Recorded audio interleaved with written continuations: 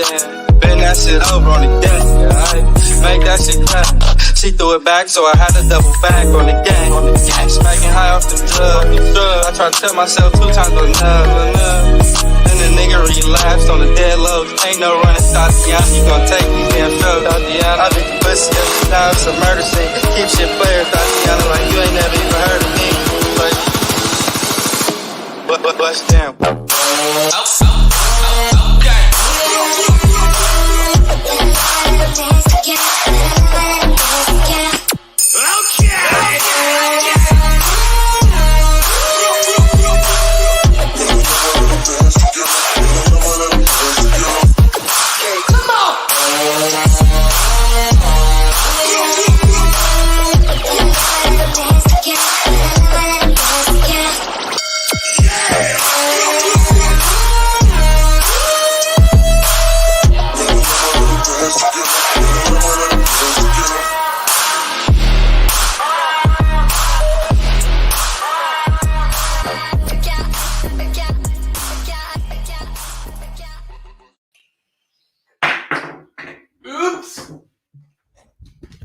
Now it's a murder scene. Keep shit player. Like the ERP dudes do. Team ERP up in the building. What is good, everybody? Here we are. What is good? Woo! Greetings, everybody. Greetings, everybody. And we are now live to one of the hardest podcasts in the industry, Unfiltered Reptile Podcast. Here we are. What is good, my Cushington? Crazy day, but we're here. So, well, we're gonna get into how crazy your day was because you never know what kind of a crazy day Cush is talking about when he says crazy. Which I'm interested to see what you mean by that, man. But before we get started, freshest and best is right. $30 flat rate shipping to your doorstep. www.coldbloodedcafe.com. Day one pinks all the way to the fucking mammoth rats. Hella freshy, hella profeshy, delivered to your doorstep. That's at coldbloodedcafe.com, man. Shout out to Sim Containers, John and Alex over at Sim Containers. What do you know, man? Okay, other than a Sim Container, Sim Container egg box, which everyone should be fucking all over, and everyone should be all about it. They also produce some amazing fucking monitors like the one you see in this thumbnail. So I just want to say shout out to John and Alex for one of the topics of tonight's conversations, which we'll be talking about, Bels lace monitors. Shout out to Sim Containers, man. And of course, shout out to Ashley and Steven over at Focus Cube Habitats, Texas made, Texas built, Texas flexing. You got to go see what they're all about, man. I'm telling you right now, coming from experience, I have one, which I have another one on the way. Steven has a handful, and he has a lot more that he plans on adding, right, Steven? Oh, yeah. Yes, sir. So, how many do you have? We have 4. We have 4 right now. All right, cool. You have 4. And then you need 4 more, and then 4 more, and then 4 more. We need like 20 more. So yeah. That's the thing. As soon as you realize how awesome these enclosures are, you're going to get hit with a draft of anxiety because now you're going to want to get a lot quick and fast and whatnot because you could immediately picture what your room will look like full of Focus Cube Habitats. I do all the time, so I can't wait. That's the truth. And as a community that I feel like is really, really tub heavy, once you see those animals, especially ones that utilize that space in a cage. Once you see them in a cage, I feel like it's hard to go back to looking at a rack as opposed to looking at a stack of cages. So, kind of my opinion on that. Day by day, right? Now, before we get into things, man, which this is obviously going to be a huge part of tonight's conversation as well, but make sure we go support US ARC. Link in the description below. Anything helps, even a word of mouth. It doesn't matter. Do what you can. Because, as a lot of people are heavy on pushing their brand, US ARC should be a part of your brand. It's kind of all of our responsibilities, which, like I said, we'll get into that in just a second and whatnot. But yeah, man, US ARC. Shout out to Phil Goss and everyone over there who's working and doing what they can over there at US ARC. I know we had some good news recently with Chicago. Is that right? Yeah. So the bill that was introduced in Illinois that and like traveling animal program ban got tabled in committee, so done for now. That's the second time a bill like that has been introduced in Illinois. The significance of that bill in general, and then for Illinois. So generally, it was basically end any traveling act and I'm not sure of the full laws in Illinois right now, but like anything like a circus or rodeo with exotics, anything like that would be banned. So would reptile shows. Even bringing a snake to a school to do an educational talk, that would be, you could go to jail for that. Crazy. And for Illinois specifically, it would end Reptile Fest, which is the largest educational only reptile show in the country. Like, imagine the size of Arlington, but no sales whatsoever, just purely education. And then obviously it would have ended Tinley Park, which is the pinnacle reptile show in the U.S. So Super Bowl. Exactly. So a lot to lose there, but luckily fought back and it got tabled. So stuff like that, it happened in California with that animal ban, the general animal ban that was proposed in Eureka, California, and then it just happened here in Illinois. So two wins on the side of the reptile industry. So that's what we like to see. So, Steven, to be honest, man, because, normally me and Steven don't really have a structure to anything, but since it's just us tonight, we kind of brainstorm what we wanted to do with tonight. Mm-hmm. And I don't want to flip the script on you here, Steven, but what we had planned to talk about at the end of tonight, I want to just get into it now because I think it's an important matter, right? Because, I talked to Steven. Okay, so first off, with US ARC, right?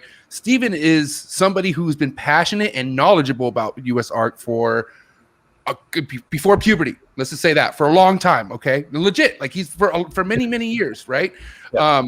And it's opened my eyes. Cause like I said, I had my concerns. I'm not really concerned, but I talked to Steven and, we're not here to say any names or anything, but I do know that there's bigger people out there who keep reptiles who aren't really on the same page as everyone else is with US ARC. And I came to Steven and I asked why that was. And there's a lot of different reasons, right? Like there's a list full of reasons, but at the end of the day, I want to hear from you, Steven, why people out there, why it's important, period. Like, okay, regardless on what you heard or I want to know what the actual facts are coming from you personally, Steven, because you know your shit, you've done your homework, you continue to do your homework. And I feel like people just need to hear it from you.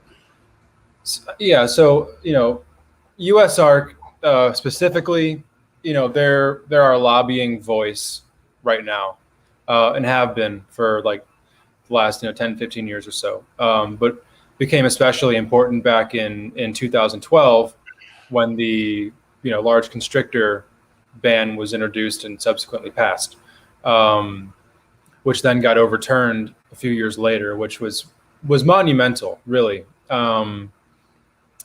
But I guess the importance, at this point is really just that nobody else is fighting the way that US ARC is fighting. No one else, there's no second Phil Goss right now. There's no other guy who's going to stand up in front of Congress and speak on behalf of the reptile industry.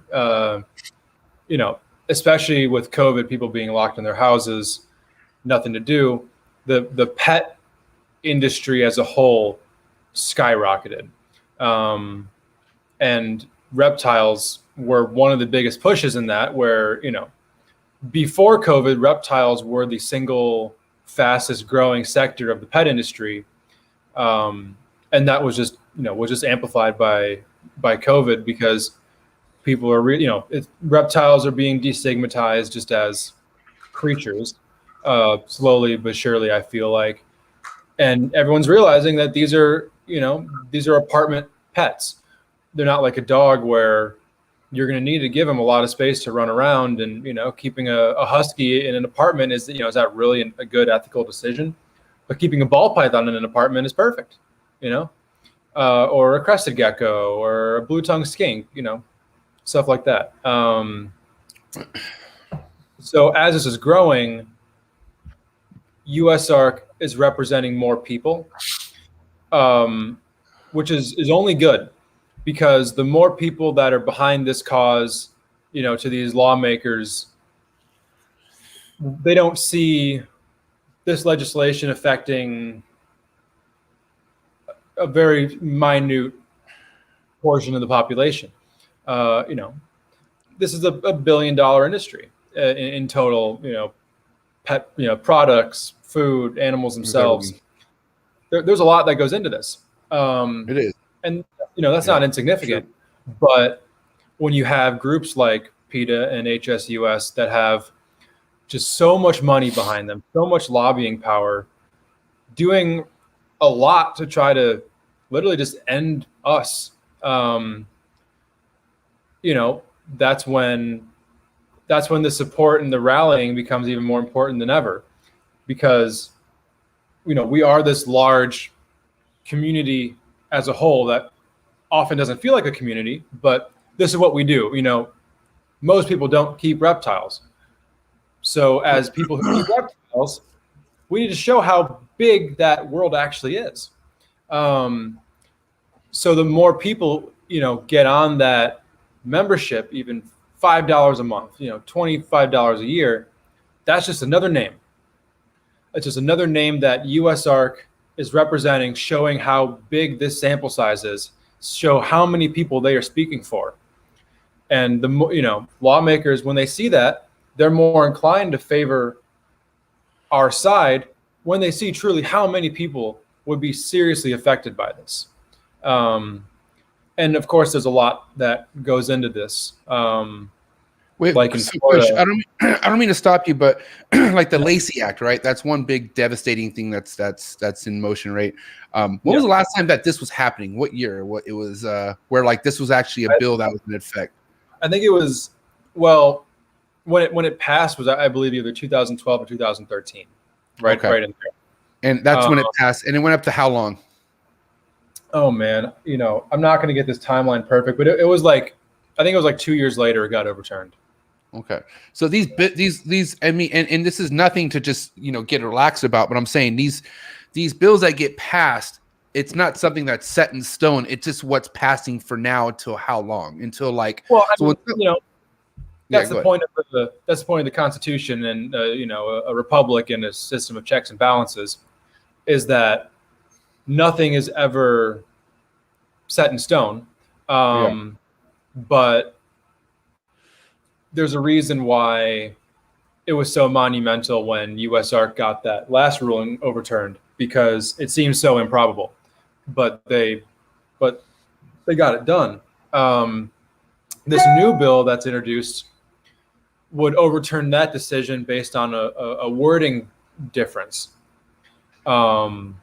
which is always, it's amazing how just very minute details can really change the can make huge differences in this multi-page bill. This one sentence, how it's worded, can completely affect the lives of millions of people. So it's it's really crazy, but right now, if this passed, would there be a fight? Yeah, of course there would be, there would be the back end of the bill passing. The goal is just to not get there in the first place. The goal is to have happen what happened in Illinois. Dead in committee. Of course, that's not how it works on a national level, but it's a similar system.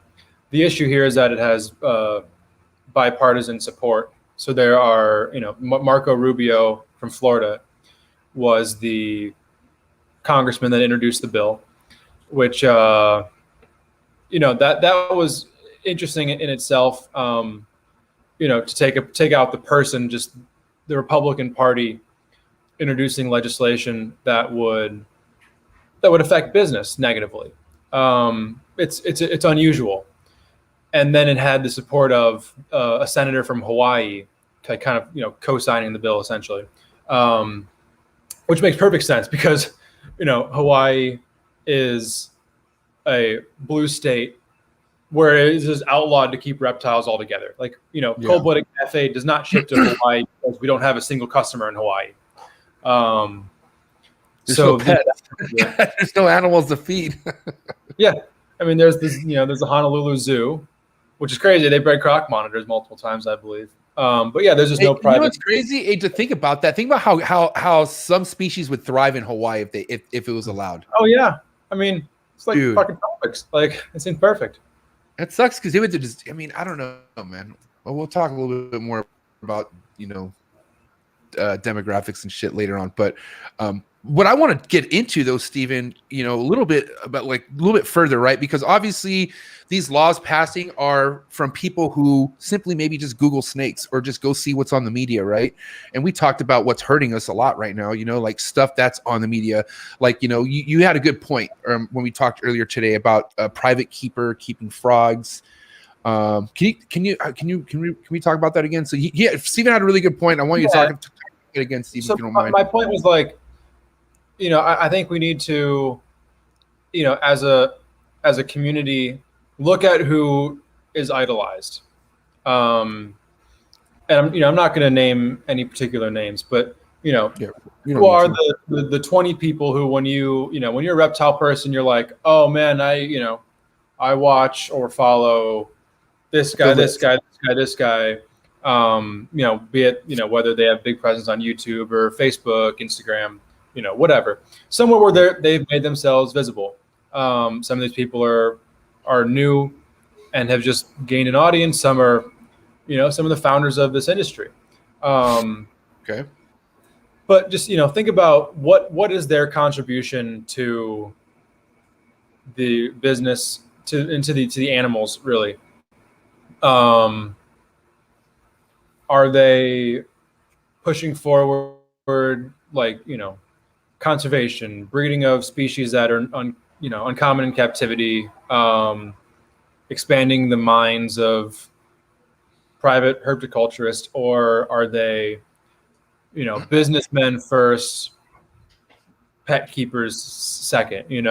Are they exploiting these animals for profit? Are they criminals? Are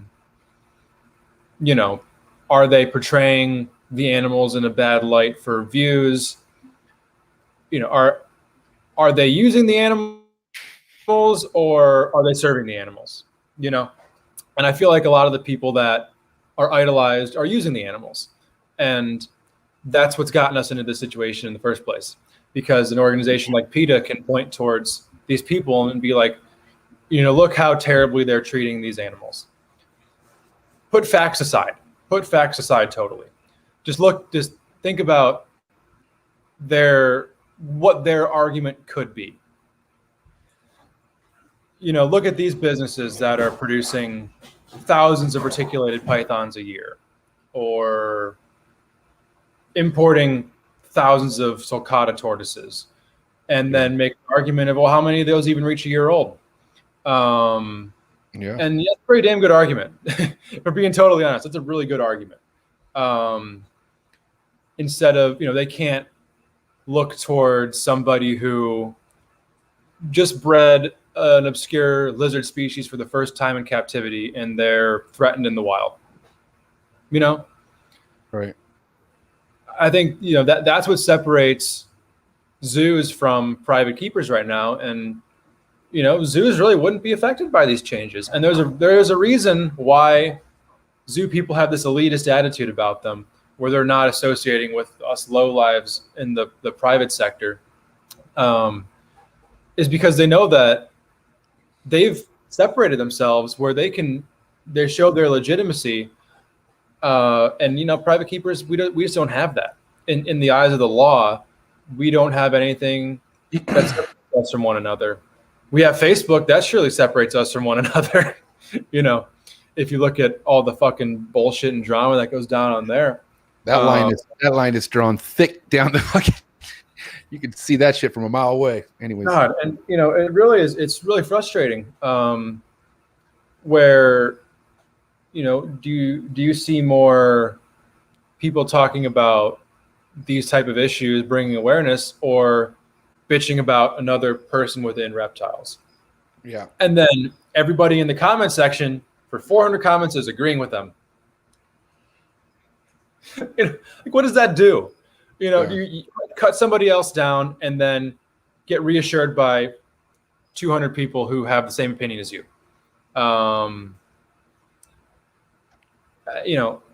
Is that fighting our legal battle? Is that advancing husbandry? Is that advancing conservation?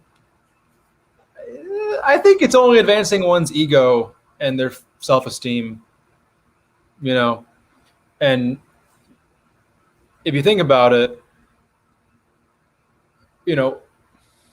what's really important in this is and just kind of goes right back to what I was saying before, is it about you or is it about the animals? If you need that validation, you're not doing it for the animals. You're doing it for your own vanity or ego or whatever you want to call it. You're doing it because you want to have something that makes you feel significant. Okay, great. Don't have that be at the expense of the animals. And is bickering on Facebook directly negatively affecting animals? Yeah, probably not. But it's just time and energy that's not going towards that. And especially in a time like right now when it's so pressing. I feel like no matter what, this is going to be a time of change and just, I guess evolution in the reptile game. Trump administration out, Biden administration in, and then boom, like 15 bills right away. Politics aside, that is not a coincidence. That was a planned attack, and here we are on the back end, not really prepared ahead of time, doing a lot of things to catch up to it, and they've been in Florida, it didn't work. As of right now, there's more than likely going to be an appeal process. But why is that? Why is Florida so fucked right now? Like, what's going on with that? Well, Florida is so fucked because Florida fucked itself over the last 40 years. Respect. And, it's probably a strong opinion, and it's real. I stand by it though. And it's not really Florida fucked itself. It's a few people fucked Florida, and Florida did not self-regulate from within.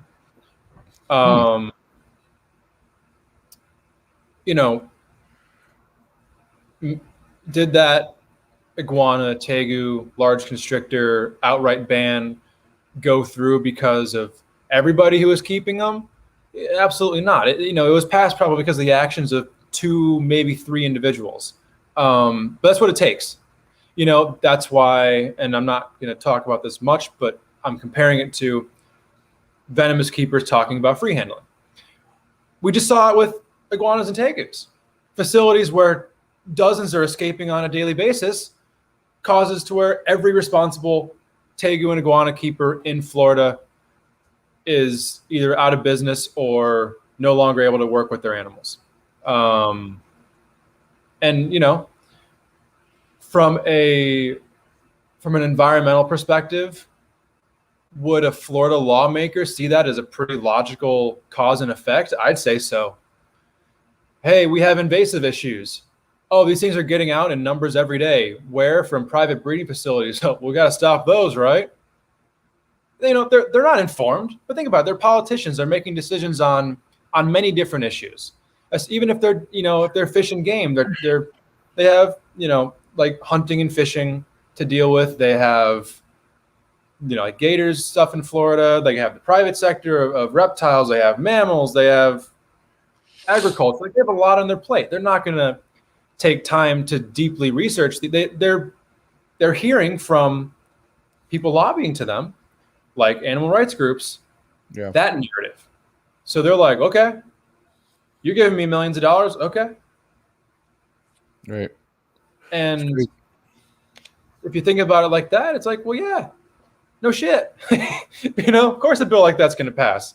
Oh, hey, there's a giant population of Burmese pythons, and there's isolated populations of African rock pythons. Like, oh, that's bad. We should probably stop that. So how does money stop? And which is like, this isn't like, oh, don't donate to no everyone. This is just like a question.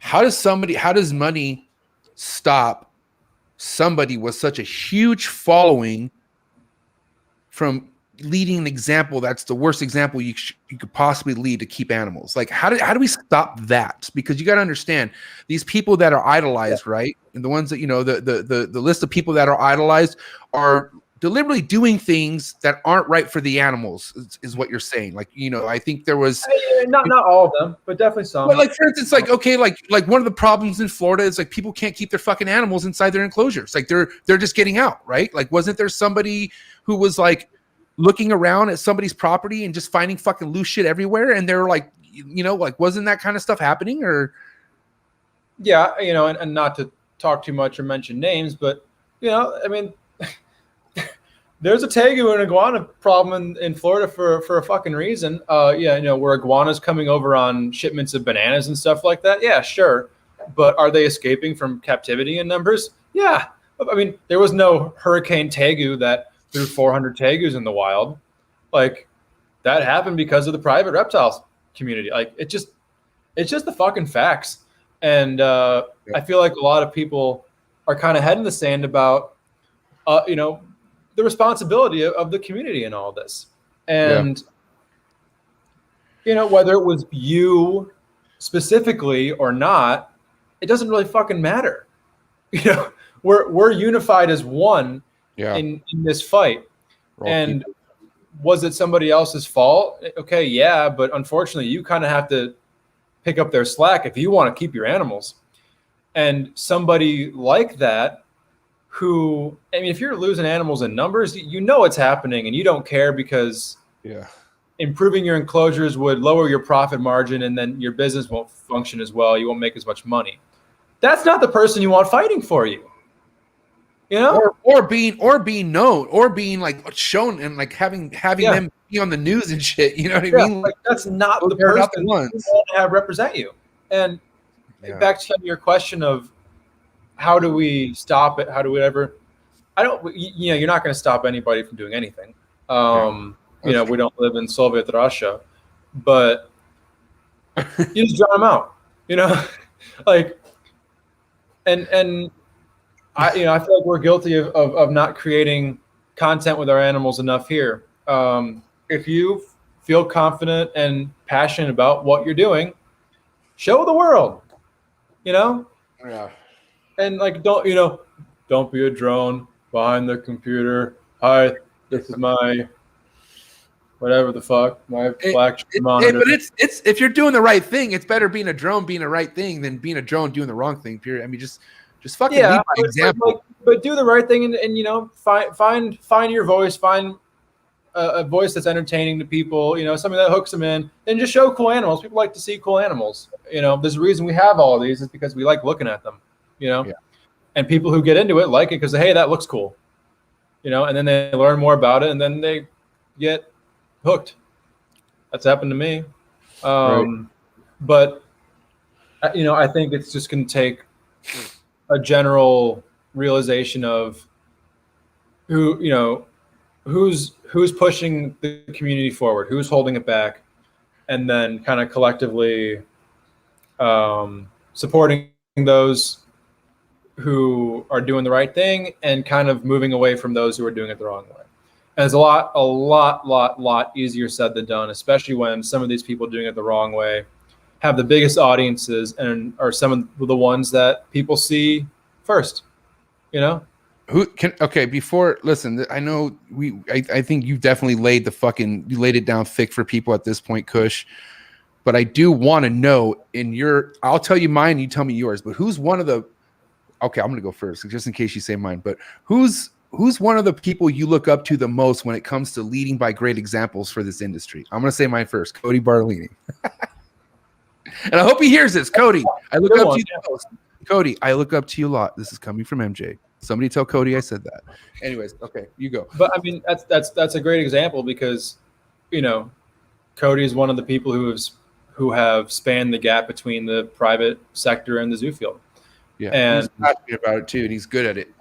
Yeah, and he has a crazy collection of rare reptiles that you don't see many other places, and he is very diligent and intentional about his husbandry. That's what we need to see more of than people who are looking for numbers over kind of quality of care, you know? And there's definitely a middle ground there. I'm not going to go out and say like racks are inhumane or something like that, because I mean, look behind me, we have a bunch of snake racks. Like, obviously not true. But look at how people in Europe keep reptiles. Europe is very heavily regulated. There's like caging minimum requirements and shit like that, but there's just like a culture over there of just advancing husbandry. Like right now, to my knowledge, the best like monitor lizard basking bulbs exist in Europe and Europe only. Like that product has been designed in Europe. Arcadia, the brand that is kind of the new gold standard of lighting, UVB and all that, is a European company that exports to the United States through Reptile Basics. I feel like that is a change that needs to happen. Is that kind of more focused on advancing husbandry, and then kind of taking some from the zoo field too, and implementing it, in terms of record keeping or lineage keeping. Like, look at green tree pythons. Look at how insane people with green tree pythons are about their lineages. Yeah. But for somebody who is well versed in it, you say a serial number, and in their head, boom, 4 generations back, like they know that animal. To like me, Patrick. I'm like yeah, like Patrick. Like, my brain hurts talking to him sometimes. But like, I'm like, God damn, that would be really cool to have that, to have that kind of knowledge. With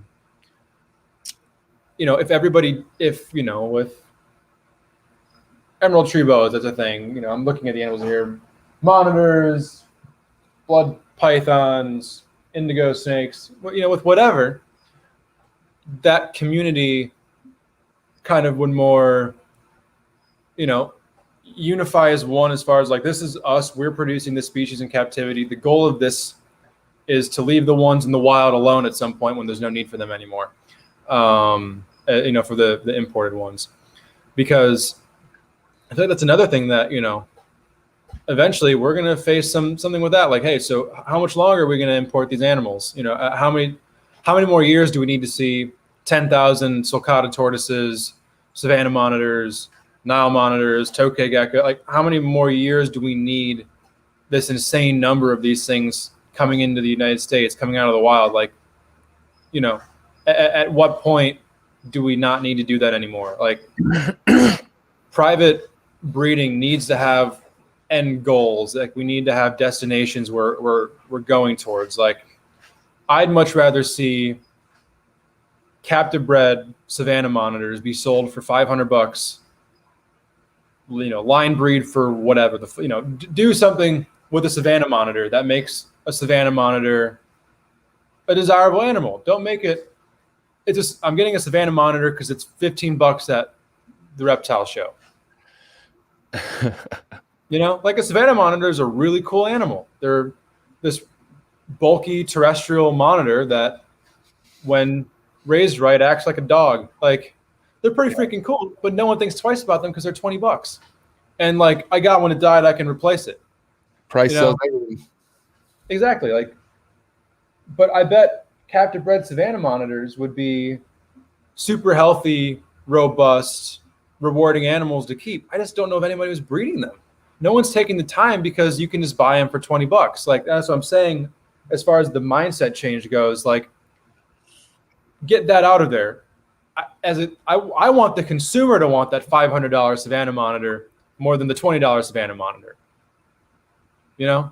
And I think in the long term, it's gonna raise the industry up to where, like, there's a new standard of what it costs to do this, where you're not paying for a cheap animal, you're paying for how somebody manages their facility and the care they take of their adults, the record keeping they do, how they keep diversity in their lines genetically, how healthy this animal is that you're getting, the chance that you're going to have it for a long time, and the chance that if you reproduce that one, you can make $500 per baby in 4 years.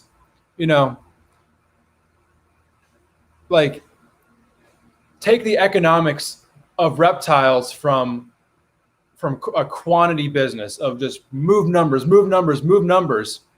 to upping that profit margin, making that animal, valuing it based on the work it took to get there. Like, you know, basins are a perfect example. Look at Ed Marino. Ed Marino charges Ed Marino prices because Ed Marino put in Ed Marino work to get there, you know? And if you get an Ed Marino animal, that thing is flawless. 100%. It speaks for itself. It's like a Louis bag. Jesus. Yeah, it's like that. You know, it's like you're carrying a Birkin on your shoulder at Tinley. Like, you know, you got a fucking base.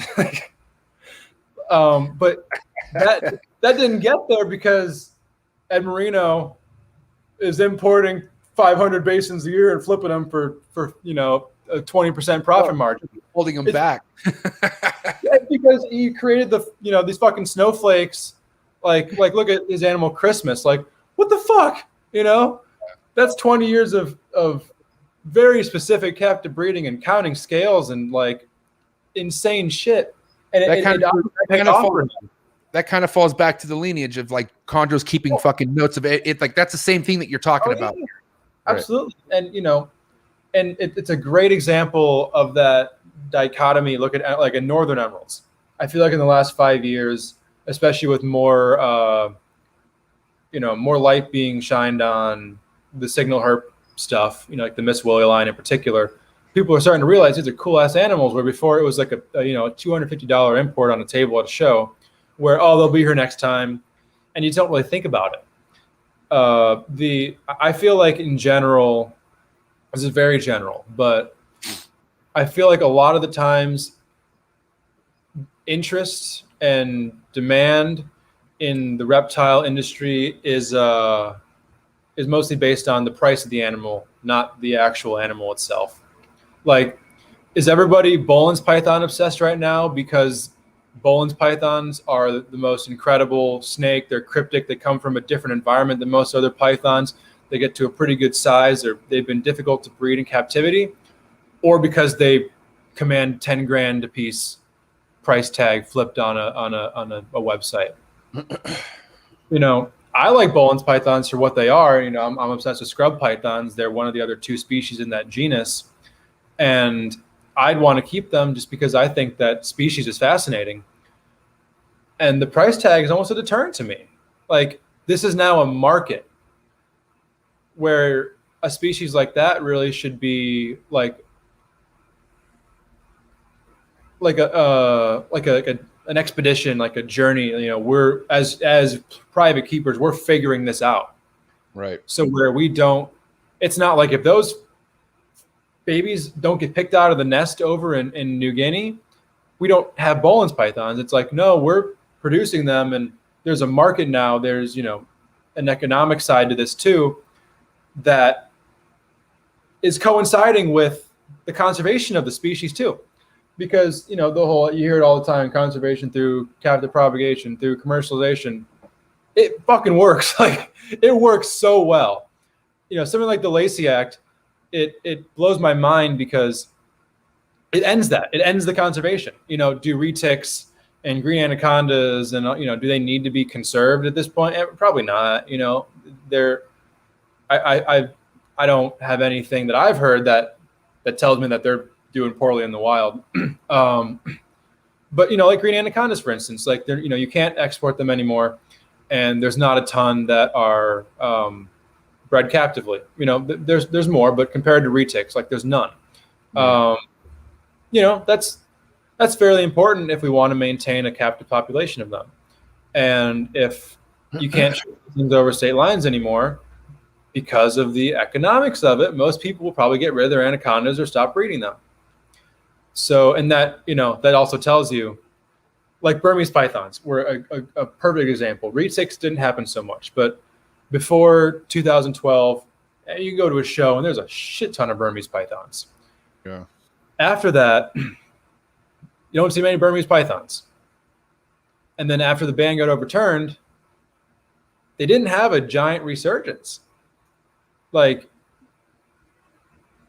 where are the berms? You know, Right. where were those hundreds of thousands of animals that were being produced? They have giant clutches. They breed easily. Like, where are they? The demand ended because the commercial side ended.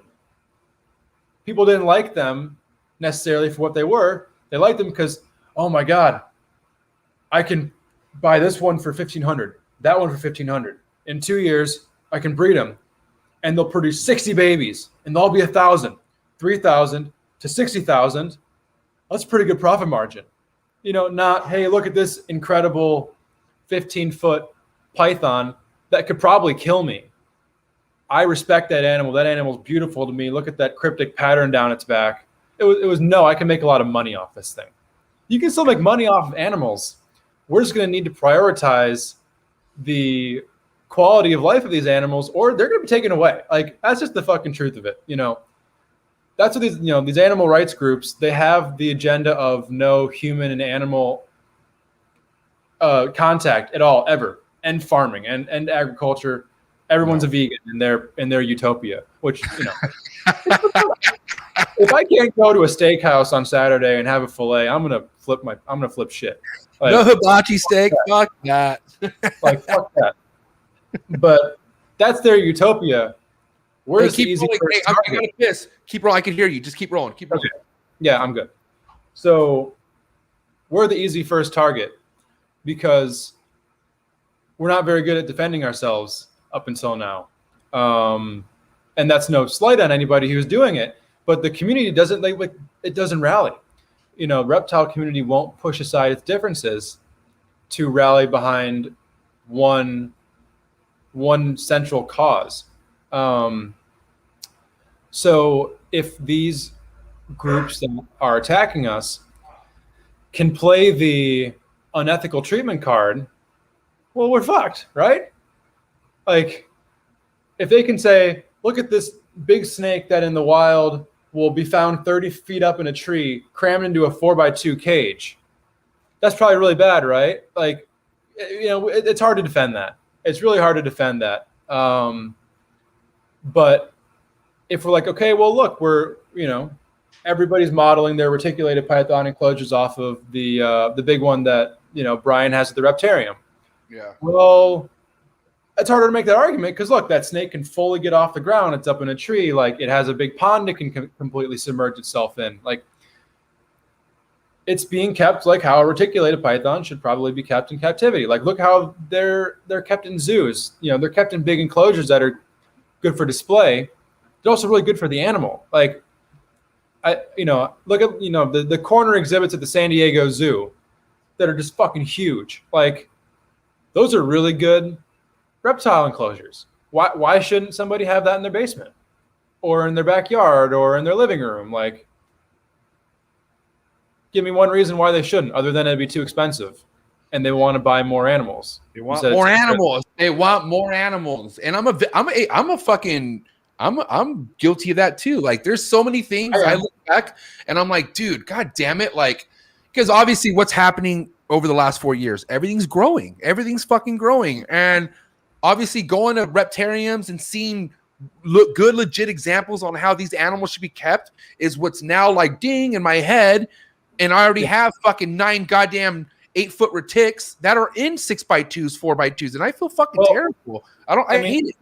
You know, the truth of the matter is, I feel like reptile people are particularly prideful as far as like defending what they do.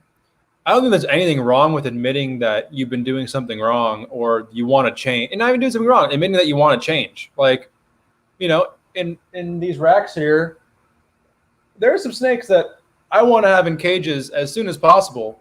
There's just constraints of life where, you know, we can have it in a month. We couldn't have had it 2 months ago. Like, you know, we're just working towards it, but I know what my vision of how we keep our animals is, and every day just trying to do something working towards that. Which I feel like, you know, more people should do. I think people as a whole, you know, this is not these aren't groundbreaking statements. What's up, Andrew? But, people don't like to admit when they're wrong, and people don't like to feel like they're forced into change. But sometimes it's what you need. And sometimes your back's up against the wall where it's like, well, shit, I might have to change, or my lifestyle may no longer be. Would we rather have to change how we keep everything in fucking cages, reduce collections, not be focused on breeding as much, or just not have animals at all? Like, really, like, would you rather have a compromise that ends the battle, or ends it for the most part, ends up prioritizing the well-being of the animals more, and then allows us to continue? Or would you rather it all end? Like, at some point, that's going to be the decision that the reptile community is going to have to make. Is like, what hill are we willing to die on? I'm not willing to die on that hill. I'd rather keep everything in an exorbitantly large enclosure, or, I can't produce more than X number of clutches of this a year. Like, these are just thoughts that are passing through my brain, nothing that, needs to be. But I'm looking at the radar. We're still at 85%. We haven't hit 100, so we're good. Keep it going, man. We're good. Yeah. There's going to have to be a compromise. I just don't think there's any two ways about it. What do I suggest? Very good question. I think for one, microdosing. That's what I. He asked me. That's what I should do. Anyway, continue. I think for one, it's not going to be one person's decision. It's going to take, almost kind of like a Congress. The people who communities feel like represent them well, coming together, and I feel like this will take the reptile community proposing legislation, not fighting it, or not just fighting it, I should say. Getting USARC built up to the point where it is not just a reactionary organization, it is proactive. We as a community are proactive. Reptiles, we haven't been proactive. We've been existing to this point. Fingers crossed that, I hope I don't get shut down. Like, no, let's make it so we don't get shut down. Let's get this shit set in stone. Let's get laws made that protect us and hold us accountable for our actions. Like, I had an idea yesterday. It's like, a great bill introduced. Something was similar in Texas, but nationally. Like, make it illegal, make it a crime to release a non-native reptile into the wild.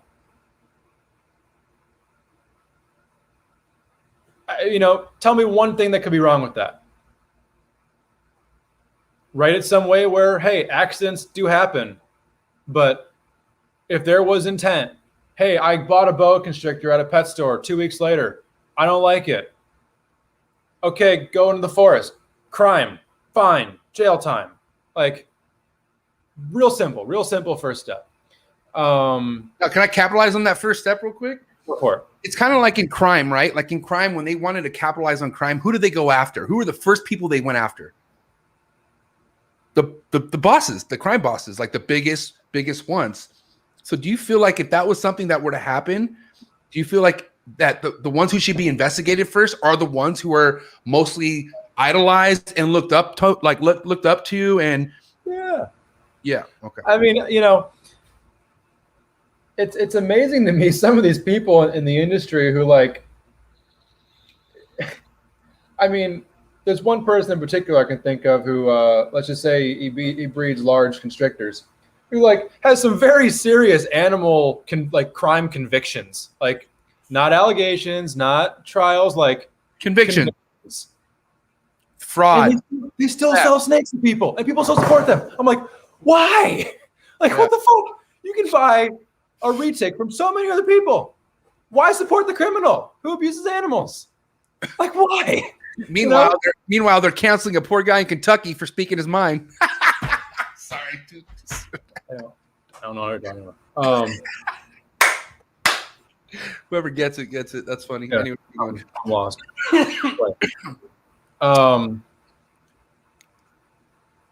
And the thing is, it's out there. Like, it's not like it's hidden knowledge who these bad people are. Like, it's common knowledge. People just look at it and choose to look the other way. Like, yeah, I'm not saying go back after these people. Just understand what you're supporting and understand what else there is out there to support. Like, there's a lot of really, really good people in this industry doing really good things for the animals. Like, there are, we're talking about a lot of bad right now. There's a lot of good. And there's a lot of good. But those are the ones that need to be put on that pedestal. They're the ones that need to be like fucking like tagged the most, put on CNN. Okay, not the other route. You know what I mean? Like, oh man. And it goes back to that frog keeper, right? Who's an actual doctor, you said. He's an actual doctor, you said, right? Yeah, yeah. He's the only one. Harrington. He's longtime keeper and somebody who I feel like does something really unique. Has this focus. He's the frog guy, primarily has some lizards, some really unique, interesting animals, and he's breeding them. His husbandry is dialed in and it's evolving. Like, that's somebody like him is, I feel like, somebody who should be idolized. And I'm not going to tell anybody in particular what to do with their time, their lives. Like, people like that should be the ones who are brought to the forefront. I agree. Here's a retic breeder. We're not. I'm not going to say names, but I mean it. You can find out pretty easily. So yeah. We don't name drop here. It wasn't a reptile related crime. I'll go with that, but animals. Train of thought. Anyway, yeah. Someone like Ari Flagel. Shout out to Ari. What him and Quetzal are doing with that zoo in Texas. I'm so excited to see that thing. Yep. If you're in the comments now, something like that. They're pushing forward husbandry. They're on here talking about their Croc monitor enclosures that are going to be like a fucking house, like the size of a house. That's going to be incredible. But like, what if that was a standard of how to keep a Croc monitor? We don't do that. I'd love to though. Like, just because somebody can do something one way, like, doesn't mean that you should be like ashamed to not be on that level. But having something to strive towards, I feel like is really important. Always looking at what you're doing and just thinking, what can I do to make this even 0.5% better? Well, because that all equals what we're doing to help the longevity of what we're keeping. Like, I don't want to, I don't want to keep this shit temporarily. And unfortunately, if shit were to hit the fan, it would go down like Scarface. Like, you ain't fucking taking my animals. Like, I mean, you know what I mean? But I don't want it to ever get to that, bro. Like, I really don't. Like, that's a scary thought. You know what I mean? Yeah. And it doesn't. And the thing is, it doesn't need to. We're seeing in California and Illinois, these bills are not passing right now, which is great. And someone comments, Corey, Toothless Reptiles, he built a facility specifically for 6 lizards. Like, Corey's a homie. Shout out to Corey. And think about it from an economic perspective. People using that same amount of space for 100 times the animals are making less money than him. Volume does not always equal profit. You know what? You want to know something that's fucking sad too? Is like, there's so much of this like fake persona shit that gets glorified that, like, unfortunately, like, people like Corey just get sick of it. Like, they're just like Corey does things just for his own personal enjoyment, and he puts all the information he's learning out to the public because he just wants people to know it, and he's not a dick about it. But like, he's gonna, I don't know if he's mad at me if I say this, but he's more likely gonna be done the next 2 years. He said he's over it. Like, he's like, already bred what I wanted to bred. Everything's fucking. I proved my point. He's like, but people suck, and I'm like, damn. That's the really unfortunate part about all this is the hobby and the community have have driven out some really, really good minds because of the drama, the infighting, the bickering, and it's a real fucking shame. You know, and something like that. Like, how does that not get everybody to start thinking introspectively of like, you know, what are we really doing? If people get into it for the love of the animals and leave for the dislike of the people involved, like how fucking backwards is that? You know, like, right. Really? They got in for the animals, but they left because of the people. That says a lot about the reptile industry as a whole. And like I was saying, I'm talking on the bad. There's a lot of good, but the bad gets the spotlight. And, you know, we're doing this right now, but we're doing it to prove a point. Yeah, everybody in the comments right now, you know, you're the people who are doing it right. You're here to either learn or have involvement in reptiles, you know, communicate with others that have the same interests as you, like create a community. That's what this is all about. But then those few people who just are a little bit, you know, too much. Yeah. Like the ones who are watching haven't liked this yet. We're probably talking about you. Okay. So if you're watching this, you're just like, Steven's killing it, but I'm not going to like this. Dude, yeah. Don't be that person. Hit the fucking like button. We should have at least 38 likes. So in a minute, I'm going to check on likes, and we better have at least 38 likes or I'm cutting this shit off. Simple as that. Keep going, Steven. I'm loving it. Where was I? I don't know, but it felt great. Elitist people. I mean, you know, there's one guy in particular, another, I'm not going to mention names and mention the situation. He's on Facebook. Doubt I've ever seen his face, but he's a keeper who I would look at and say, he's somebody who, based on what I've seen, is pushing forward the husbandry of an uncommon species. One that I've happened to have kept before here, and now we have a small collection of, but one that I feel like is good. I like it. I'm glad to have these animals, and I look up to somebody like him as far as, you know, from the perspective of, I'd like to model my husbandry like that.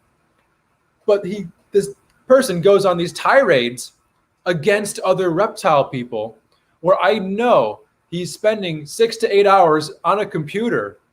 If you are on Facebook on a computer, get a life.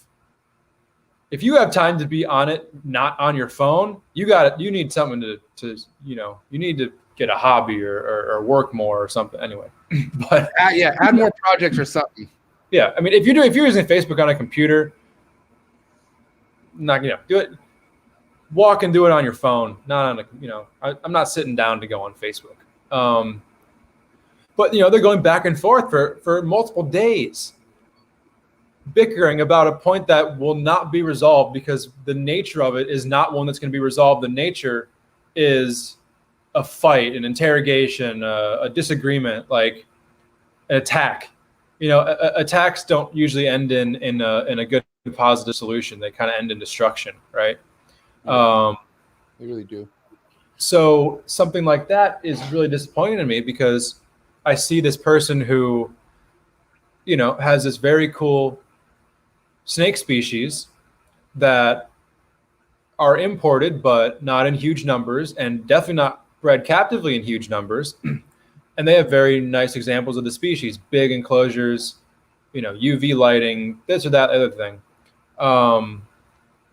But yet, instead of spending their time, let's say, educating about those animals, or literally anything else other than ensuing drama, makes me lose respect for that person, despite their prowess with the species.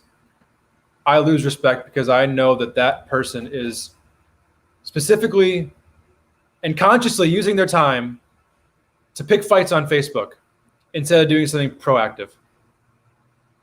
That is just as bad as those people who we were mentioning earlier, who are at the top of the industry or the most vocal, who are leading by a bad example.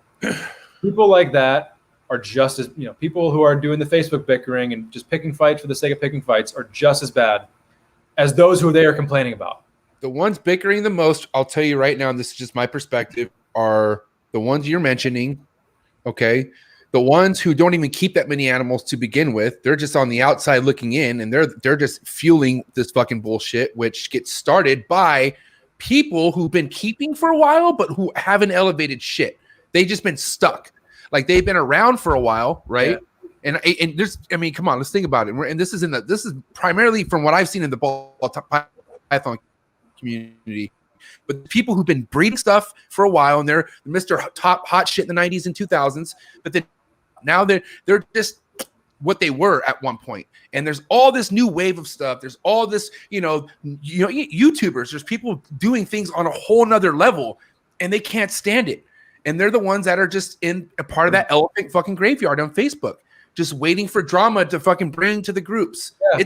It's sad, bro. But those are the guys. Those are the dying breeds that are just, they're sour, they're pissed off, and they're forever going to be gone in the wind. So the only thing they can do is bitch. That's it. Yeah. They can make noise by bitching, and that's it. And that's only going to go so long too, man. I'm telling you. And that's all ego fueled. And it is. Yeah.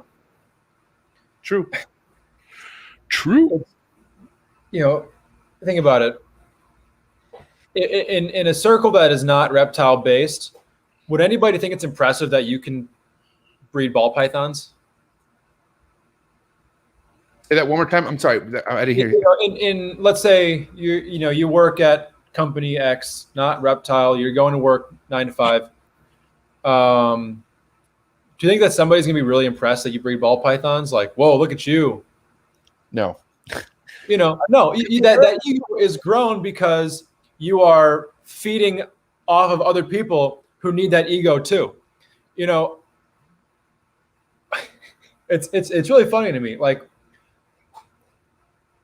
when anybody breeds an animal, is the satisfaction that you get from seeing those babies hatch, seeing them take their first meals, the satisfaction that, look at me, I'm so great, I bred these animals. When, think about it, no, all you did was put the male in the female's cage. They bred, they did all the work. You're just the person who bought them. Is the satisfaction, look at me, I'm so great? Or is it, hey, there's more of these now in captivity. There's less we need to take out of the wild. We're working towards a cause. Yeah. Like, what is your true intention there? If it is, look at me, puff my chest out. It's like, why are you even doing this? Why? Sell books. Do something that doesn't involve other, the lives of living creatures. Sell books. I like that. Sell books. Selling books is a very noble cause. Like, please, forward education by the way of reading. Read some books. Don't fuel your ego based on the lives of animals. And this is going to sound a little mean, but if you have an ego that you can breed ball pythons, fuck do you think you are? Oh my God, what are we at? 98%? Damn! That was crazy. You just nothing wrong with breeding ball pythons. We breed ball pythons. MJ and I were on the phone, and I opened a toe, and I'm like, look at that fucking ovulation. I love it. I don't have an ego because I breed ball pythons. They're the easiest snake to breed. Maybe I wouldn't even say have ego, but think that you're a good snake breeder. You know what you're doing when you breed something like, and I'm not even going to say a species that we have. When you breed Pitayas carinata, giant-keeled rat snakes. I'm pretty sure. When you breed fucking Mangshan vipers, breed some fucking Mangshan vipers that don't have paramyxovirus, and then brag. Do something noteworthy before you brag. Oh, look, I have a super this and that, head fur, double backflip, umbilical twist, whatever the fuck.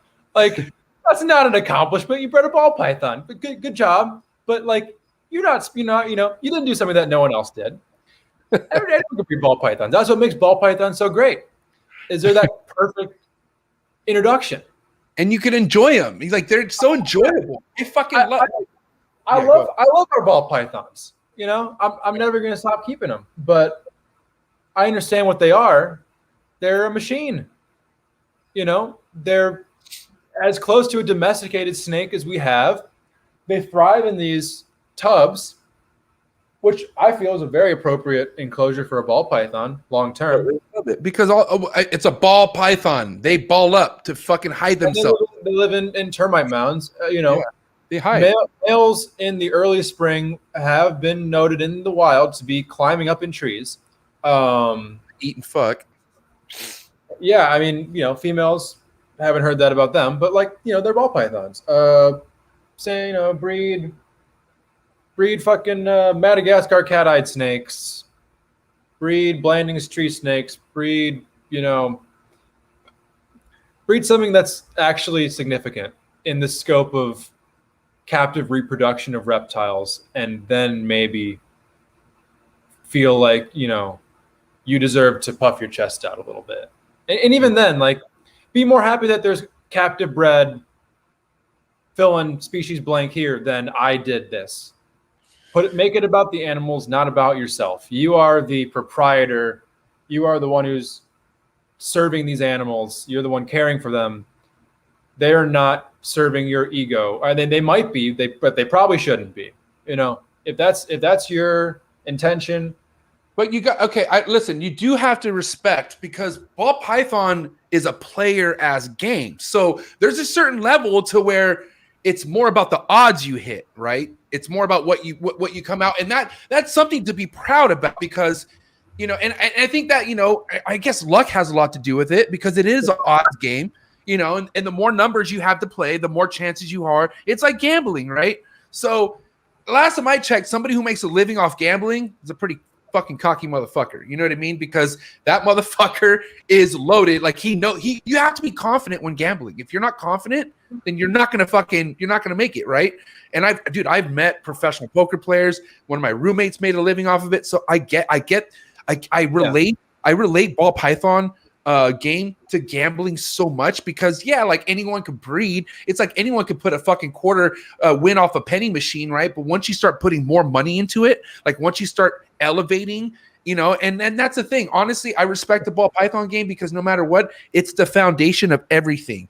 Oh sure, nothing. Everything else that we want to proceed ain't going to be shit without the ball python community. We need the ball python community. It's so goddamn important. And the reptile industry wouldn't be at the point where we have a substantial population base and monetary base to fully fund something like USARK without the ball python.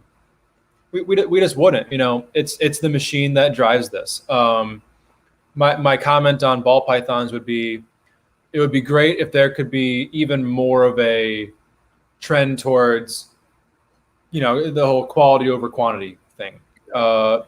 I think a market where snakes, and these reptiles are selling for a high price tag is much more beneficial than lots of them for cheaper. Make the status symbol having like green tree pythons. Green tree python keepers don't want 100, 200 green tree pythons. They want 10 to 30 of the nicest ones they could possibly find. And they could probably make more money from an economic perspective. They could probably make more money off of being very specific with those 10 to 30 animals than they could with 100. Yeah. And, I'd love to see ball pythons be treated that way. The demand is fucking huge, but create the market to where somebody new coming in can understand, their perception from the start is you got to pay to play. Spending $2,000 should be on one snake, not 15, Yep. And from a business perspective, it works out better in the end almost every single time when you don't skimp on that initial purchase, when you buy that animal that demands the price tag because it is all that. A $2,000 snake is $2,000 for a reason. You're getting a $2,000 animal that is worth every penny that you paid, and will pay, and that will, from a business perspective, do it right, pay off in the long term. To where a year later, you're like, you don't even think twice about that deal that you could have hit over there that would have been a lower quality animal. for me, I don't know if I've ever had buyer's remorse getting an animal. Really? Come on. Let's think about this. No, not one animal, not one buyer remorse on any animal. You're not even talking about one you've had a return? No. Huh. No. Every time the feeling I have seeing that animal and being able to interact with it, I didn't even think about how the money that I just handed over. Even like big purchases where I'm like, holy fuck. You're talking about the money. Like, I got you. Even like, okay, I'm about to drain my entire savings account. This is probably really stupid. I don't feel like, I don't feel like it's stupid once I have those animals in front of me. Like I'll eat chips for the next few months. I'm good. Like, like, dude. But that's just me. It doesn't have to be everybody. But I've invested the last 11 years of my life into this, like, exclusively. So I'm probably an extreme example and probably drive myself crazy over it. And, I wake up in the middle of the night and I'm like, checking your security. I want to go to bed. Just shut the fuck up, brain. Like, searching for fucking pillowhead bandits trying to come into your fucking goddamn rodent building. I know that's a different story. But yeah. All right. Well, listen, we had a good hour and 10 plus minutes about what we had to talk about with US Park. Yeah, it's all good. I know we could keep like 20 minutes to me. I could probably keep going for another hour. Fuck. But it's a good transition, right? Because listen, at the end of the day, with your experience, your knowledge has come each year as you've been in the hobby. Meaning, like you, especially you going from living in Chicago to now you're in Indy running Rep Tech with Dez and running Cold Blooded Cafe, and now you keep monitors and shit, which we're going to talk about right now. But like. I mean, you've kind of like. Let me ask you this, Kush, because this is the first one thing, and we talked about this before. But one thing this is the first kind of wind of like, I don't know if you want to call it jealousy, but I've gone in more than one different direction. But like, have you ever felt like when people saw you loading up your plate, meaning when you're at Rep Tech working with the animals, did you feel like kind of like people thought you were out of your league, or maybe like you weren't ready to be there yet, or like kind of. I mean, like, did you ever kind of sense that at all, or like, you out of it, but like making you feel like you don't know what you're doing, almost, or something like that? Maybe because you're young, or something. Yeah. I mean, I think a lot of it was probably me psyching myself out, like feeling like, well, I'm 20 and I'm in this position that a lot of people would want to be in. Like, did I earn this really? Like, Mm-hmm. But I'm here either way. I probably think I did, but there's moments where I doubt myself, and I probably think other people feel that way. I haven't really gotten that feedback, but I've definitely, felt the like, we have a new animal and we post it, and it's like there's probably an air of like envy from people, or just some negative emotion, which doesn't ruin it for me, but doesn't enhance the experience of it acquiring a new animal. It's unfortunate. Yeah, and then I'll have a certain amount of doubt that I feel like is healthy, like getting venomous snakes. I feel like if anybody doesn't think twice about getting venomous snakes, you probably shouldn't have venomous snakes. Like, that's probably not for you. If you don't for a second think, is this a really bad idea? They're probably not for you, because you have no inhibitions and no self-control, and will probably be bit. I got rid of mine. And now, for like a month up until we got that first rattlesnake, I had like nights where I'm just up like, should I do this? Like, I don't know. This seems like it probably isn't worth it, blah, blah, blah. And then the first one showed up, and that was over for me. But I'm glad that thought crossed my mind so much, because it gives me hope that I won't get complacent with the animals, and maintain a respect for them, and then also maintain my physical state of health and not take bites or anything, because they stuck for a number of reasons. For like a lot of different reasons. But they're very easy to avoid too. Which is probably how most people get bit, is you handle venomous snakes appropriately, responsibly, and it works. And then you're like, oh, this thing's always so calm. Maybe I'll take a few more liberties, or I won't open the cage of the hook. I'll just use my hand right now because it's over there and it should be fine, right? And then that one oops happens, and hey, maybe you have an allergic reaction and you fucking die. Like, you know, or you run up a six-figure hospital bill and you're out of work for a month. Like, you know, or you lose your fucking forearm. You know, I'd rather lose my forearm than my life, but I'd rather keep all of it. You know, I'd rather have everything. Yeah, if you can. Well, I mean, it's not like I have to choose between the two. Yeah, that's true. I can choose all of the above. But anyway, how we? No. Listen, because this is. At the end of the day, you know, a lot of trial and errors are learned based off experience. And the good thing about nowadays with the social media and stuff like that, and even relationships you could build off social media, is like you could save a lot of your headaches if you listen to people. Like if you kind of just hear, like, you know, for instance, like, okay, so you obviously know I've had my lace monitor for over a month now. I got my, who is it? Are you ready? Who is it? All right. Mark. Hey, Mark. Marky Mark. But anyways, like, you know, for instance, like I was well prepared to get this lace in. You know, obviously I was talking to you every day. I was talking to Andrew every day. I was talking to John over at Sims and Alex. And it was, you know, even that, you know, even having that support, I still had sleepless nights. I thought I was like, okay, you know, I don't know what I'm doing. This is going to be nuts. But experience is the best way to gain your confidence, is by having that fucking experience. And, you know, it's crazy how some people don't say you're experienced enough to do something, but how are you ever going to get the experience if you don't just do it? You know, like, yeah, you know, and I think somebody in your position with that, you had people around you who knew what they were doing and could offer really good advice. Like, I'm not even talking about myself, like Andrew, John, and Alex, 3 people that, you know, I treat their monitor knowledge like gospel. I'm just like, okay. Like, I'm not questioning them. You know, you have a very good support system around you to where you got questions, you know, they're going to be answered.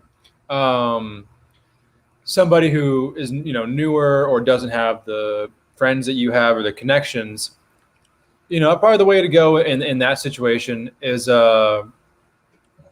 find somebody local to you who keeps these animals. Message them, be like, hey, I'll come clean shit for free. I just want to learn about these animals. I just want to be around them. Like, that's what it really takes is, you know, you have this time, you have this goal, and think to yourself, I don't care if I lose money doing this. I want to understand these animals because I would want to work with them, experience keeping them. But with something like a monitor, that's a terrible thing to just jump into. Yeah. Before I kept my first monitor at home, I had worked with them for like 3 or 4 years at my old job, where, you know, I had a base understanding of monitors and their behavior, and, you know, definitely not the knowledge I do now, but what I felt like and what wasn't enough at the time to get started.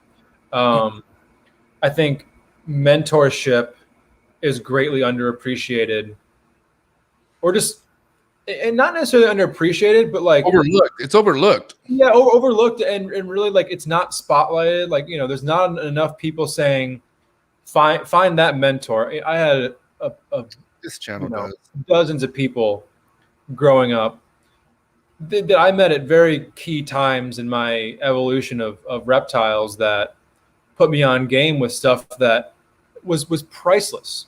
Whether that was with, you know, with ball pythons, with, you know, Josh Beatty and Mark Petros, you know, 2 guys that they taught me the they taught me the ball python game. They taught me, you know, the business of reptiles.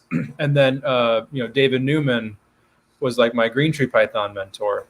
he had this insane collection, and he kind of let me in, and I was just like, I'll just listen, I think I don't have the knowledge to say, to have an opinion on this. So I'm going to listen to people who do. Yeah. And I'm not going to question it. I feel like that's part of why I've been able to, I'm not going to say this arrogantly, like part of how I've been able to, develop the knowledge I've had is not coming to anything with like a preconceived notion. I just like listen, probably to the point people think I'm a psychopath, just sitting there saying nothing. Even if you're not retaining it, even if you don't remember every detail of the conversation, you're, hearing that the repetition of people like, being around people like Ryan McVeigh, who have more knowledge than me by a fucking long shot, who've had history in this business, seen different aspects of it, the corporate side, private keeping, dealing with legislation. Like someone like that, I'll listen to him talk all day, even now. But like me 4 years ago, listening to someone like that, like that really gave me a great foundation for building upon. Dude, I'm glad you brought up Ryan, because that's another guy out there I look up highly to. Ryan McVeigh, man. If you look at like a list of 5 people in all of reptiles to idolize and just like act like they do, move like they do, I would struggle to find somebody better than Ryan to give that example of.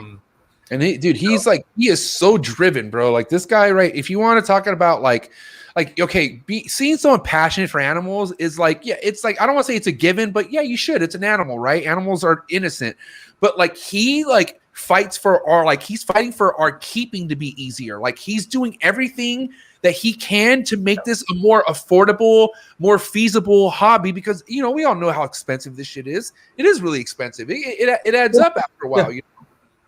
Yeah, but with somebody like Ryan, with what he does to advance husbandry, I feel like there's a good amount of people who look at that concept and probably think I could make more money doing something else, and they don't do it. I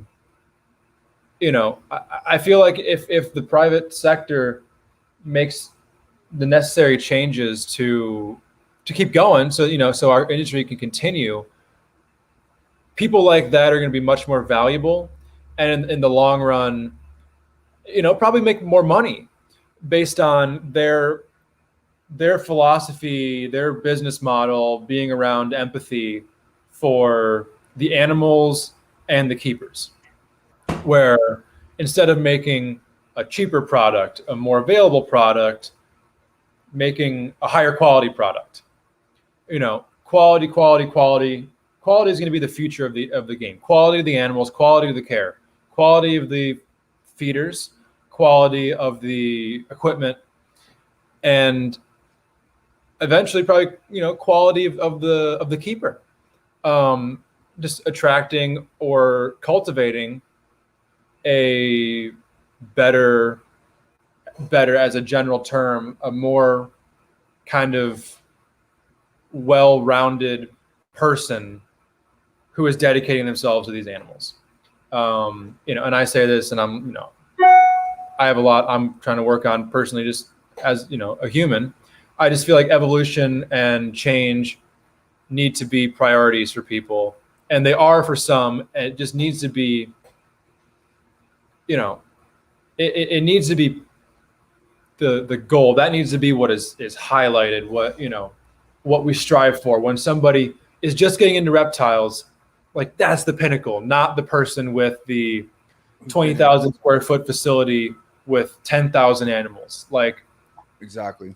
That seems really, really glamorous from the start, especially I know this because I went through it, and not that long ago, of when you get your first animal, and you get your second, your third, you're like, I want so fucking many of these.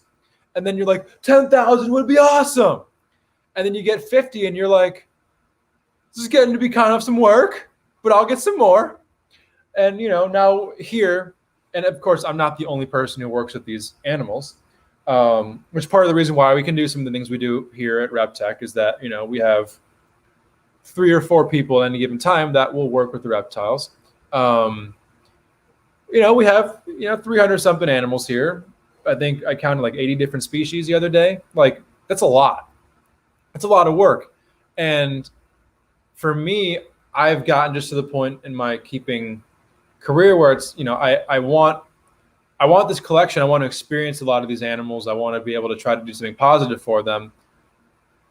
But man, the idea of thousands, it isn't appealing.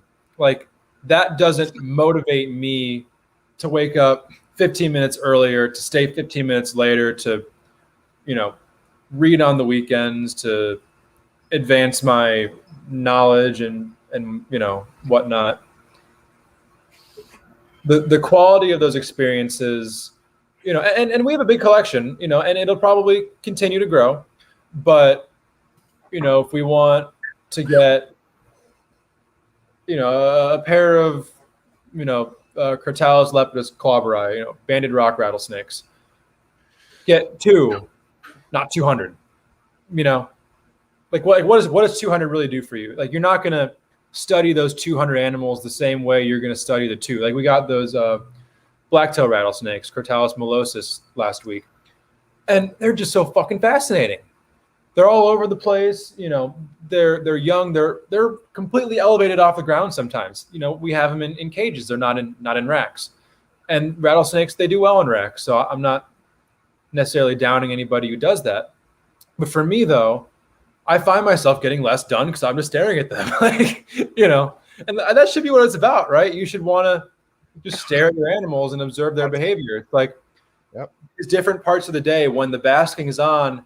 An hour after it turns on, the spot's heated up. The snake moves towards there. 20 minutes later, it's made its way over there.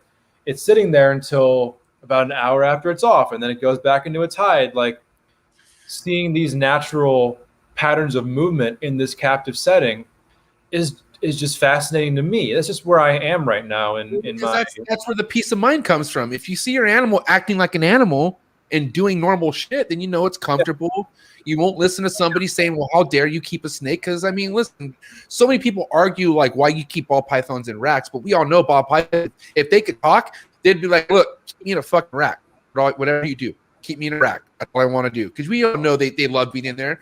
But, seeing that kind of activity from an animal, like such as a rattlesnake coming, in and out of its, like, hide during the daytime, nighttime, it gives you a sense of, like, enjoyment. Like, fuck yeah, I'm doing something right for this thing, Yeah.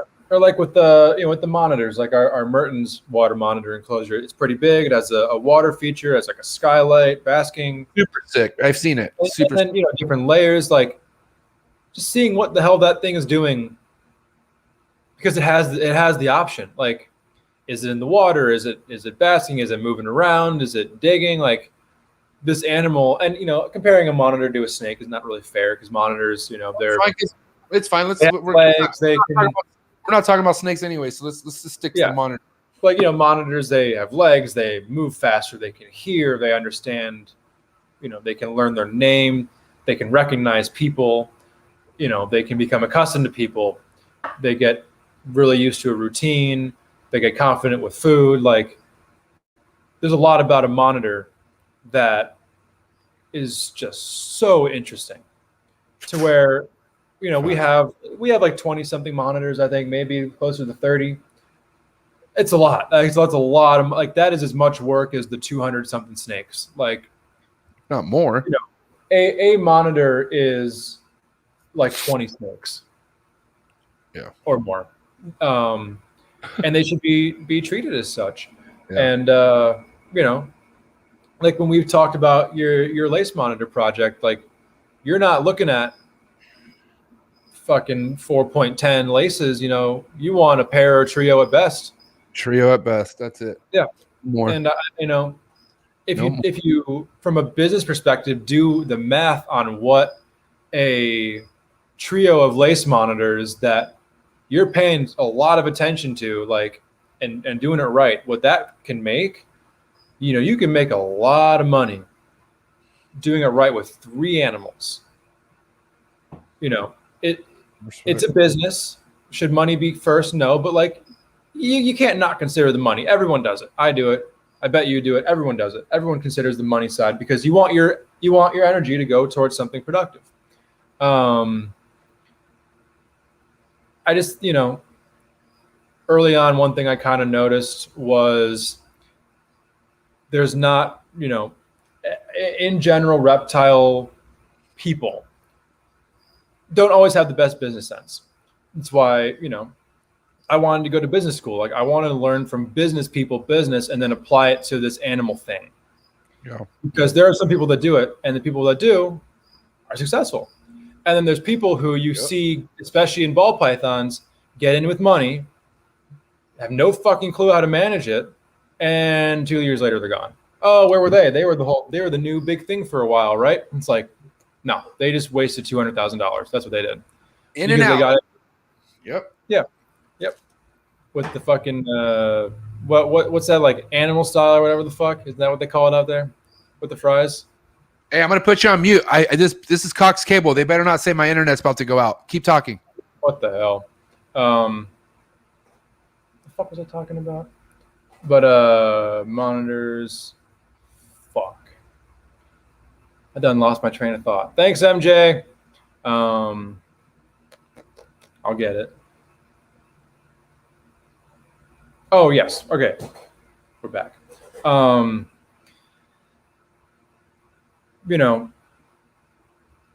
whole business side of this, like volume doesn't always mean more money. Volume means more overhead. And if that more overhead doesn't come with an increase in your profit margin, you might not be making any more money because you need more supplies, more this, more that, more feed, you need employees, higher taxes. Like, I feel like a good amount of people don't truly think those things through as much as they should, to where, with 4 emerald tree boas, you could probably make much more money than with 30 ball pythons, 100 leopard geckos, because you're filling a niche market where you aren't competing for that sale. People are banging down your door for that sale. I want that emerald tree boa. Yeah. Take my money, $2,000, $2,500. They'll try to outbid each other to get your handful. Do you want to be the one with, like, let's say a waiting list, or that there are just so many people that would love to buy your animal if they had the opportunity? Or would you be that person who's trying to undercut the next guy who has it for $50 more than you, just because you don't want to feed that mouth anymore? Yeah, that's facts. Yeah. But at the end of the day, the big truth of the ball python industry for a long time was kind of like almost to a criminal extent, like really shady business practices just to get that cheaper sale from somebody else. And these regulatory bodies, it all comes full circle, can look at that and be like, really? Like, that's what these people do? Like, why is this allowed at the expense of life? Really? That's another thing that's real frustrating, Kush, is that there's so many things that are just like turned and not looked at because for whatever reason, and it's fucking aggravating, bro. Like there's so many things that are just allowed to be brushed under the rug. Well, and I think a lot of that is because these people who are pitching the dream aren't talking about that, and they're the whole reptile business model is very flawed because you're not selling to a consumer, you're selling to your future competition. And if you're doing that, you're going to want to gouge the fuck out of your future competition. And you're going to want to, honestly, you're going to want to set them up for failure. Think about it. Like, why would I create somebody who may run me out of business? It's like a fucking pyramid scheme. Like, yeah, I'm going to pick from this lavish life that I am living because I am at the top of that pyramid. I'm going to fuck them over. And that was ball pythons for a long time. I feel like there's been a change the last few years. It's still out there though. It's heavy. And there's a lot of people who are selling, but are they making money? I don't know. I don't see their balance sheet. But I doubt as many people that the viewer you think are making money. They probably aren't. No, it's not. They probably really aren't. That's why the picture always looks so good until you're in it, and then you're like, oh, like that's why you don't. So many people like, and especially with live animals too. Like, sorry to cut you off, but like when you're relying on those clutches to pay your bills or to support the lifestyle that you thought you could afford, and now you have a fucking mortgage and a car loan, and you've financed fucking window finishes, and you have a fucking boat, like. You thought that this was the lifestyle you were going to live, and that female reabsorbed her follicles, or my heat went out, and I lost my incubator. You're going to do some fucked up shit to make back your loss. Like, you're going to exploit those animals because it's desperation, and happens. It does. A lot of people more than anybody would like to admit. And, that's just another one of these full circle reasons why we are where we are is, it's because we haven't really across the board been super ethical. Have people been ethical? Of course. Yeah. A lot of, we're speaking on the negative minority and not really the majority of people, but the minority of, the people that are doing it wrong are always, it's a lot more flashy. It's a much better story. And it's dragging everybody else down. So, yeah. But to be totally honest too, Kush, you haven't really been involved in that ball python community in too long. So a lot has changed, I think, since you were involved, because you were at a place where I've heard stories myself. It was fucking pretty bad, and it is still bad. But there's a lot more people who are like leading by a better example and doing shit. Like, I've had a lot of good experience. I don't do a lot of transactions with people, but every ball python transaction I've done, because I've invested in a relationship with the person, has been smooth sailing. Like, everything's been good because I've done my homework. You just don't buy an animal, And I think with in your specific example,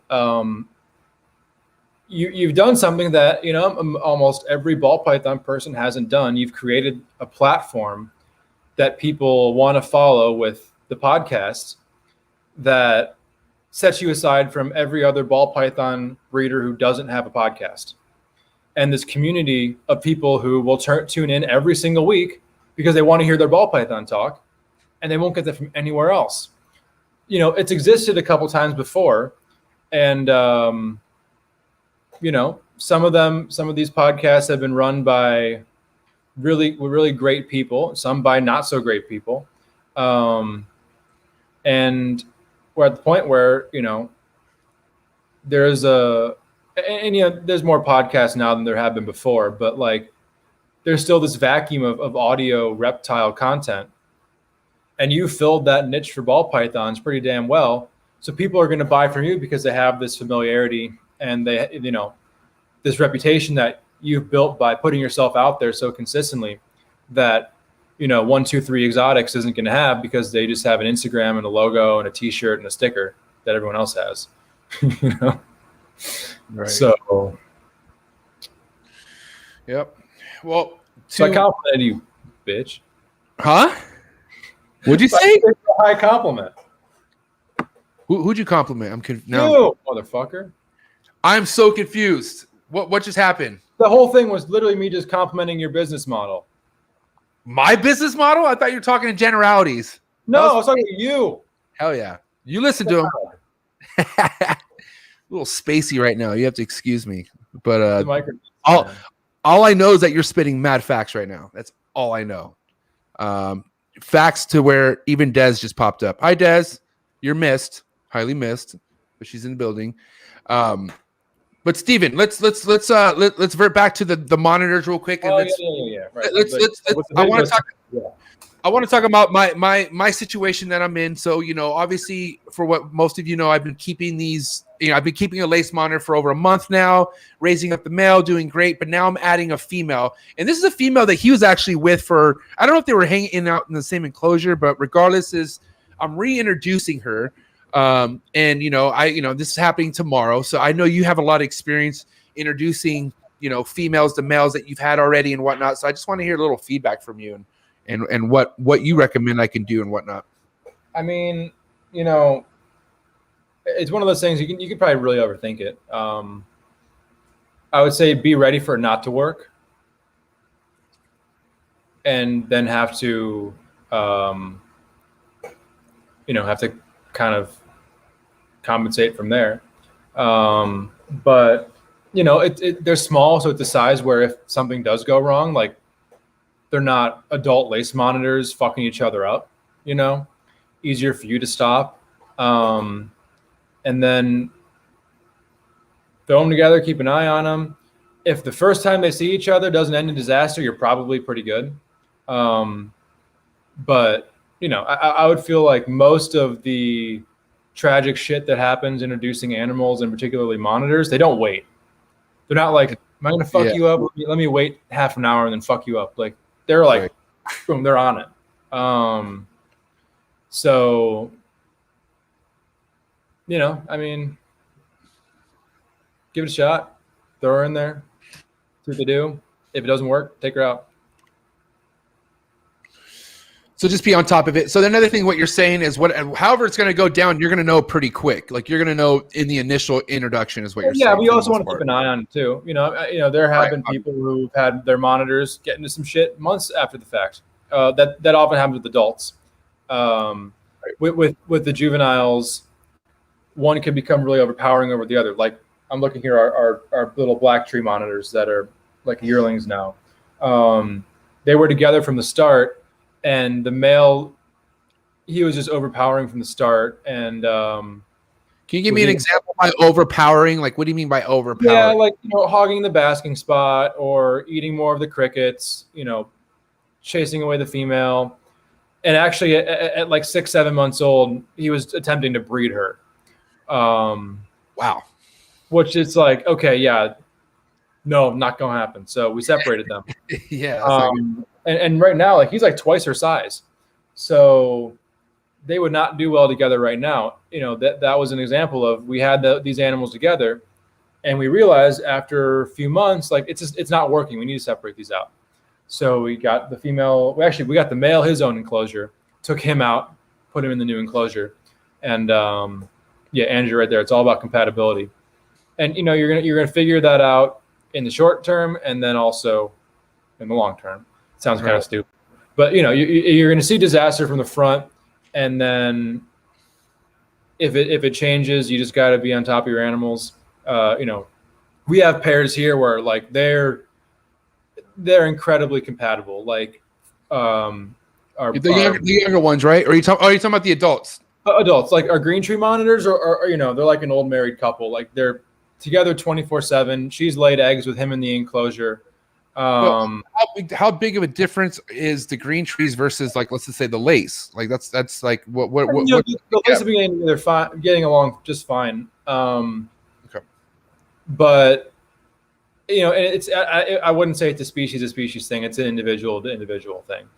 The Mertens water monitors get along great. One that's kind of surprising is the blue tail monitors. They're inseparable. They're together 24/7. That's sick.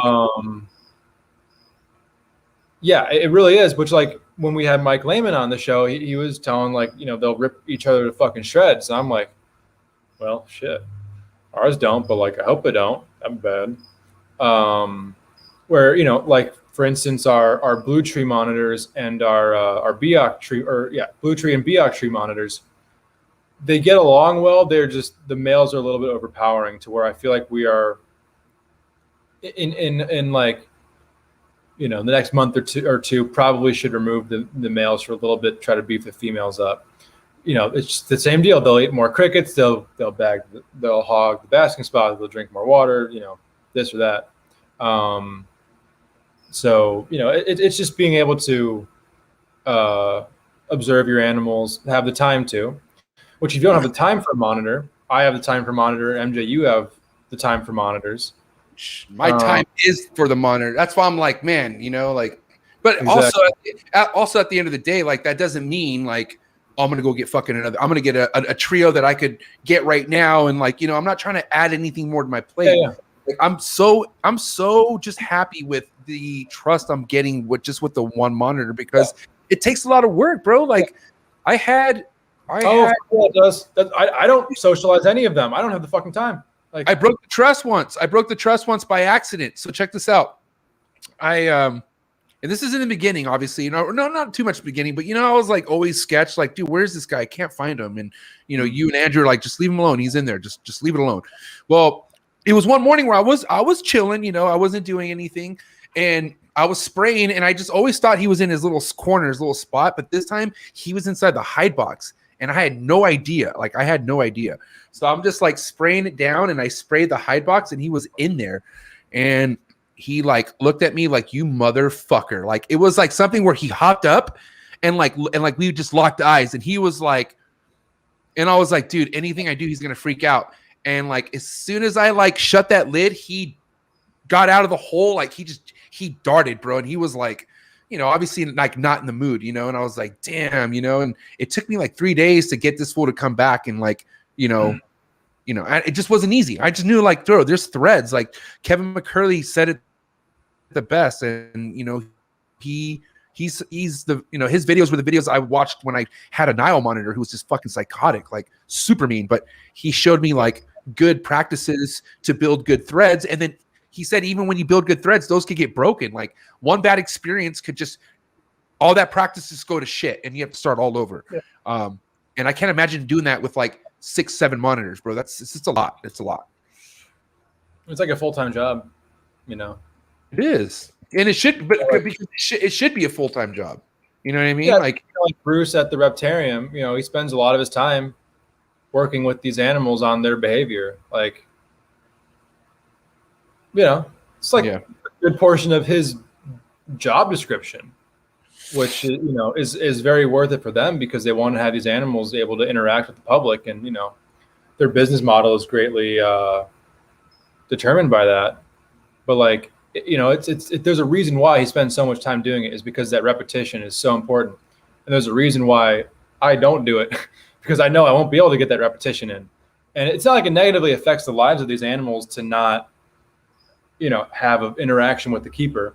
In zoos, you're not seeing socialized monitors, for the most part, but they still thrive. They still breed. Like it's not a necessity. It's something that it doesn't hurt really, nor benefit the animals. It's really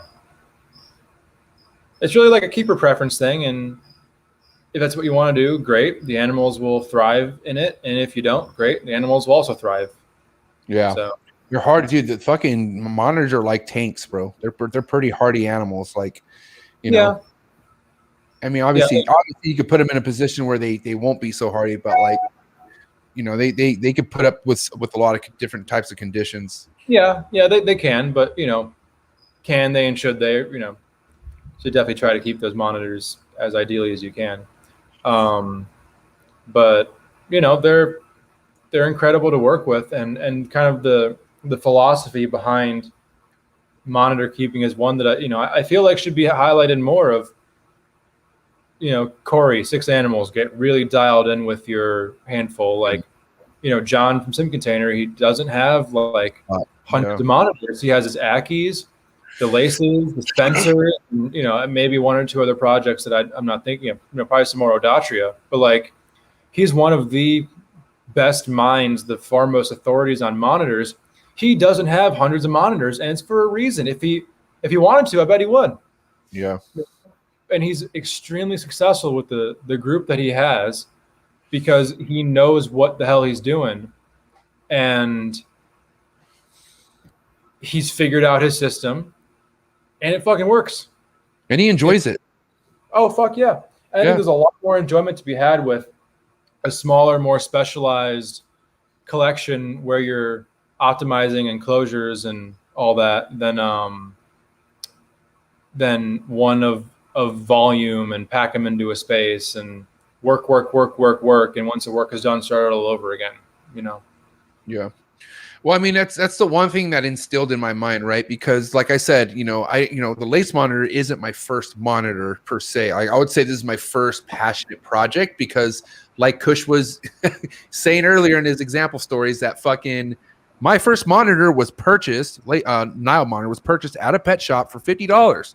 And I fucking looked at it and I was like, wait, it's $50? I was like, this thing looks like a fucking dinosaur. It was like one of those really, had like really nice yellow markings. Like, really Nile monitors are fucking beautiful. Gorgeous. Yeah, gorgeous. And it was like, it was within 2 feet. It was like, it was mean and biting, but it didn't do anything to me at that point, right? So, but dude, man, what a fucking lesson I had to learn because I had that thing for over a year to the point where it was giving me welts, like it was breaking my skin. Like it never trusted me no matter what I did.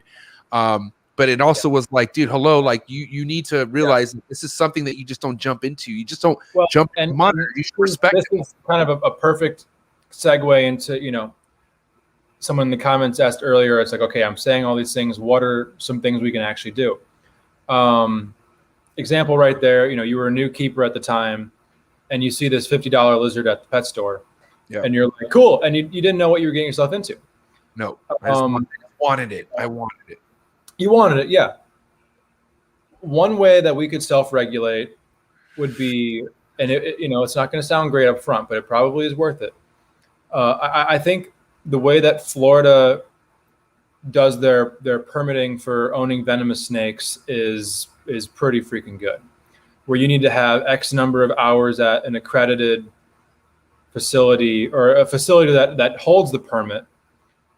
And then you need them to write off on it to say, yes, this person has completed these hours and has this experience before you can own them on your own.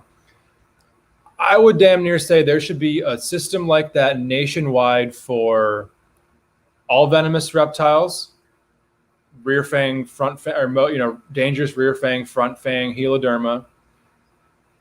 Probably all the monitor species that get more than like 4 feet long.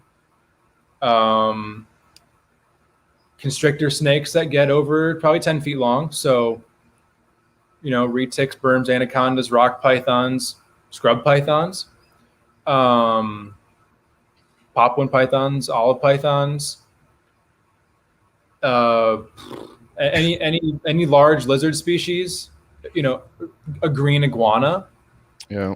I feel like you should probably have some experience with a green iguana at somebody else's facility before you own a green iguana. For sure. Nightmares. I would never. They don't appeal to me at all. Large chelonians like sulcata aldabra tortoises. Like, I feel like not everybody should be able to keep one of those because not everybody can provide that habitat. If you feel comfortable with a representative from, or an officer of DNR, State Fish and Wildlife, coming to your house and going through a checklist of, is this enclosure right? And you can pass all those, keep a sulcata tortoise because obviously you can do it right based on the standards that you met. It's like that for like big cats, like, bobcats, for instance, they're regulated by the USDA. And before you're able to possess your bobcat, you need to build the enclosure and then get inspected by USDA. And once USDA can pass that you have an escape-proof enclosure with double containment, with enough space, with enough this or that, where they're like, good, that works for a bobcat. Own your bobcat. And you should probably be able to present a paper that has 200 hours at a facility with the bobcat permit, working with a bobcat or with a serval, with a similar-sized wildcat. Why should anybody own a bobcat who's never experienced a bobcat before they own one? No. Should anybody own a gaboon viper before they've handled a gaboon viper with somebody who knows what they're doing? Any venomous, period. Should anybody own a Croc monitor who has never even worked with somebody else's water monitor? Yeah, what are you, Andrew Acevedo, when he was 14? Well, Andrew. Andrew at 14 was probably much more qualified than a lot of the people who own Croc monitors right now. Exactly. Facts. I mean, that's like, is this like infringing on rights and whatnot? Like you can make arguments on stuff like that, but I would politely, want to hear anybody who has an opposing opinion to that. Why what I just said is wrong. I'd love to hear it.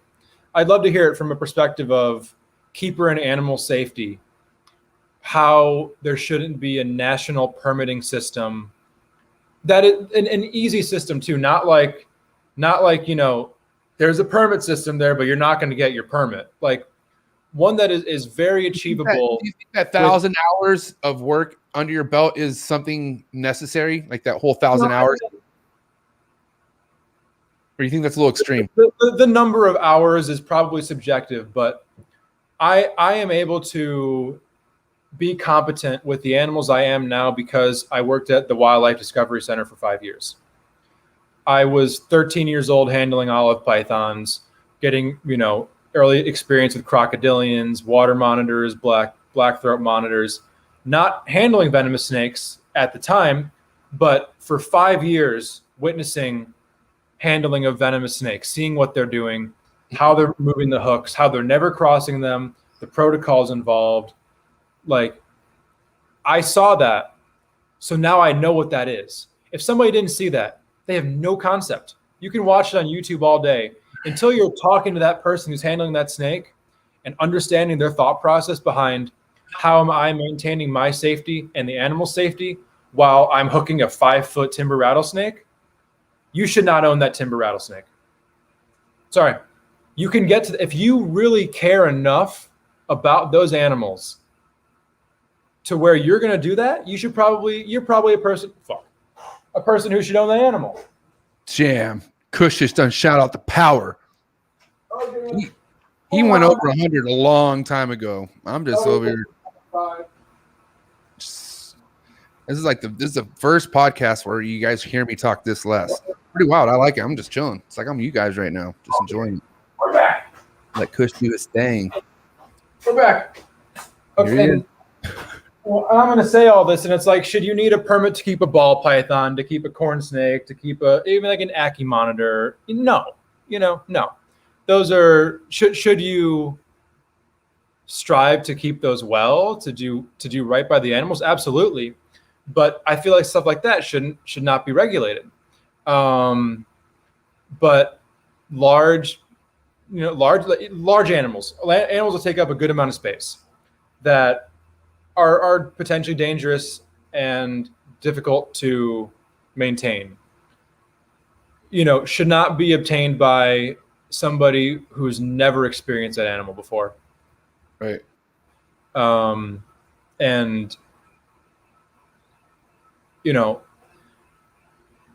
I'm not gonna say that how I feel like this should be done is perfect. Ideas like this should be a community-wide choice, a plan of action, but it's probably necessary to be proactive so that we're not being reactionary anymore. Like back to the fucking beginning of the episode, just talking about USARK.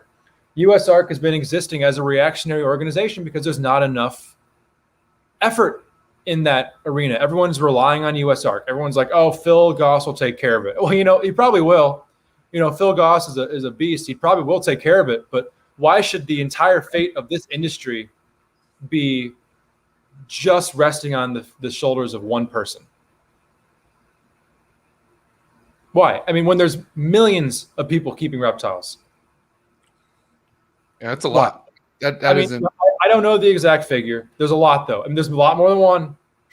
There's a lot more than one person keeping reptiles. And I bet there's a lot of people keeping reptiles who have an education in the law. I don't have a law degree. I don't even probably know what the fuck I'm talking about. But I feel like some of the people that don't want to get involved feel like, well, I don't have a law degree. I don't, why should I even get involved? I feel like anyone could speak up. Anyone can make a difference, like period. Like plain and simple. And I feel like what you're saying is like people are relying on people like Phil Goss to like take care of the fucking work and shit. And like, let me just give my money. I feel like you could do more in your community. Like you could reach out to your like whoever's politically known in your city and start there. Like, you know what I mean? Like build a relationship. I'm already thinking that now. I'm going to fucking plug up. I'm going to get into politics. Fuck it. Here I go. I'm doing it. Just fucking. And it's for office. It's not the micro doses talking, but I'm just saying I'm going to get into I'm going to fight for our rights, bro. Our animals ain't going anywhere. Relax. MJ's on the job. Let's do it. It's not the microdose talking. More people need to think like that. We rely on the people who are doing it already. We rely on the Phil Goss, Michael Cole, Mike Barrera, Ryan McVeighs of the world, who are these leaders of USARK Florida, the people that are actually fighting this. Then they rely on for exposure people like. I will name names because this is who are on the front, like Brian Barczyk, like Jay Brewer, like Kevin McCurley, like Dave Kaufman, like Emily from Snake Discovery. These people who are presenting themselves on YouTube, which is the main platform right now, as the people who, Brian Cusco, Miguel Garcia, these people who are, they're out there. They are showing, they're giving their vulnerability to the world of, hey, this is me. These are my animals. This is what I do. This is our world. And we accept that they are our example. And I think, a lot of those people set a pretty good example. But that's, I just need like 6 people out of the hundreds of thousands, if not, upwards of 1 million people who are keeping reptiles. It doesn't seem right to me. It seems like that number should be higher of people that we can point to as the leaders who are putting themselves out there, who are making themselves visible. And not like you're going to get gain that success overnight, but what is your drive? Is your drive to make money off of YouTube? Or is your drive to show your message, and even if it goes on deaf ears, at least make an attempt to promote what you're doing, well, because if you don't even try, of course you're going to fail. You can try and not have success at acquiring an audience, but you'll at least be able to have solace in knowing that, you gave it a shot, and you didn't, you actively tried to preserve your rights, preserve your hobby, your business by being proactive. That's like what we're doing here. And, what we probably should be doing here, making more content on platforms like YouTube. So, yeah. And to capitalize on that, man, there are a lot of other people. I named a few off the top of my head. Oh, but yeah, sure. But what I'm saying is like what's happening now, Kush, is out with the old, in with the new. There's a lot of new waves coming in, and these new wave of people are so receptive. They're so just like, they want to listen. They want to grow. And I know this because I'm dealing with a lot of them in my DMs every day.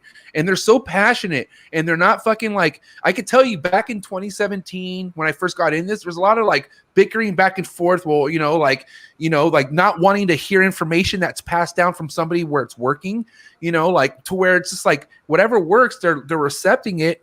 And it's like they're giving you feedback. If either way, it's just like we're all on the same fucking page here, bro. Like, and I feel like that's what's growing more than the fucking bitter people, the elephant graveyard people who are just like still here, but for how much longer, bro? Like, for how much longer? It's just the wave of new people who are here to speak up and listen to people like the Cushes. You know what I mean? There's only one Cush out there, right? But there's people out there who are listening to what you have to say, and you are the young breed of this, bro. Like, you are going to be such a huge, you're already a big mouth, not a big mouth, but you're a big inspiration when it comes to speaking anything related to the reptile. Because like I was telling Kush earlier today in our conversation, Kush is a quiet individual. You don't hear Kush talk a lot, but he's always taking notes. Like, this guy's always paying attention. That's the thing about Kush, but he doesn't talk a lot.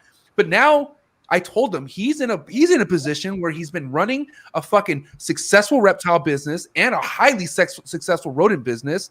And he's done a lot of homework, and he's been put in a place where he has the experience where we got to hear it from Kush. So this is why I'm glad Kush just went over 100% today, because the information is all coming from experience. It's not coming from Mr. fucking, oh, well, I'm telling you what to do because this. No, this is all shit passed down from experience. Experience is the best teacher, not Google. Honestly, and I'm probably mostly just regurgitating stuff that I've heard from the people in this game that I respect and that I chose, I wanted to listen to. A few comments I kind of want to mention. So, question of, as far as regulation goes, venomous and big cats are reasonable, but do I think it's a slippery slope with non-venomous? No, if the reptile community are the ones that introduce this legislation. Because if it's worded in a way where there's no room for interpretation, where it's a very solid law with very firm lines as to what needs a permit and what doesn't, then that's what is in place. There's no room for somebody to be like sweeping ban. It's like, well, no, this already exists. You got to fight this law. You can't just introduce something new. Nobody, reptiles up until now, as a community, we've not been proactive about introducing legislation. And we're being very reactionary right now because that is the position we've been placed in because these bills have been flooding in. If we can get past this, which I believe we can, then that is our time to be proactive and be like, okay, we as a community, we've organized. This is what we're doing. And now we're gonna introduce our bills that are based in logic and science, fact, and in execution, they work out pretty well.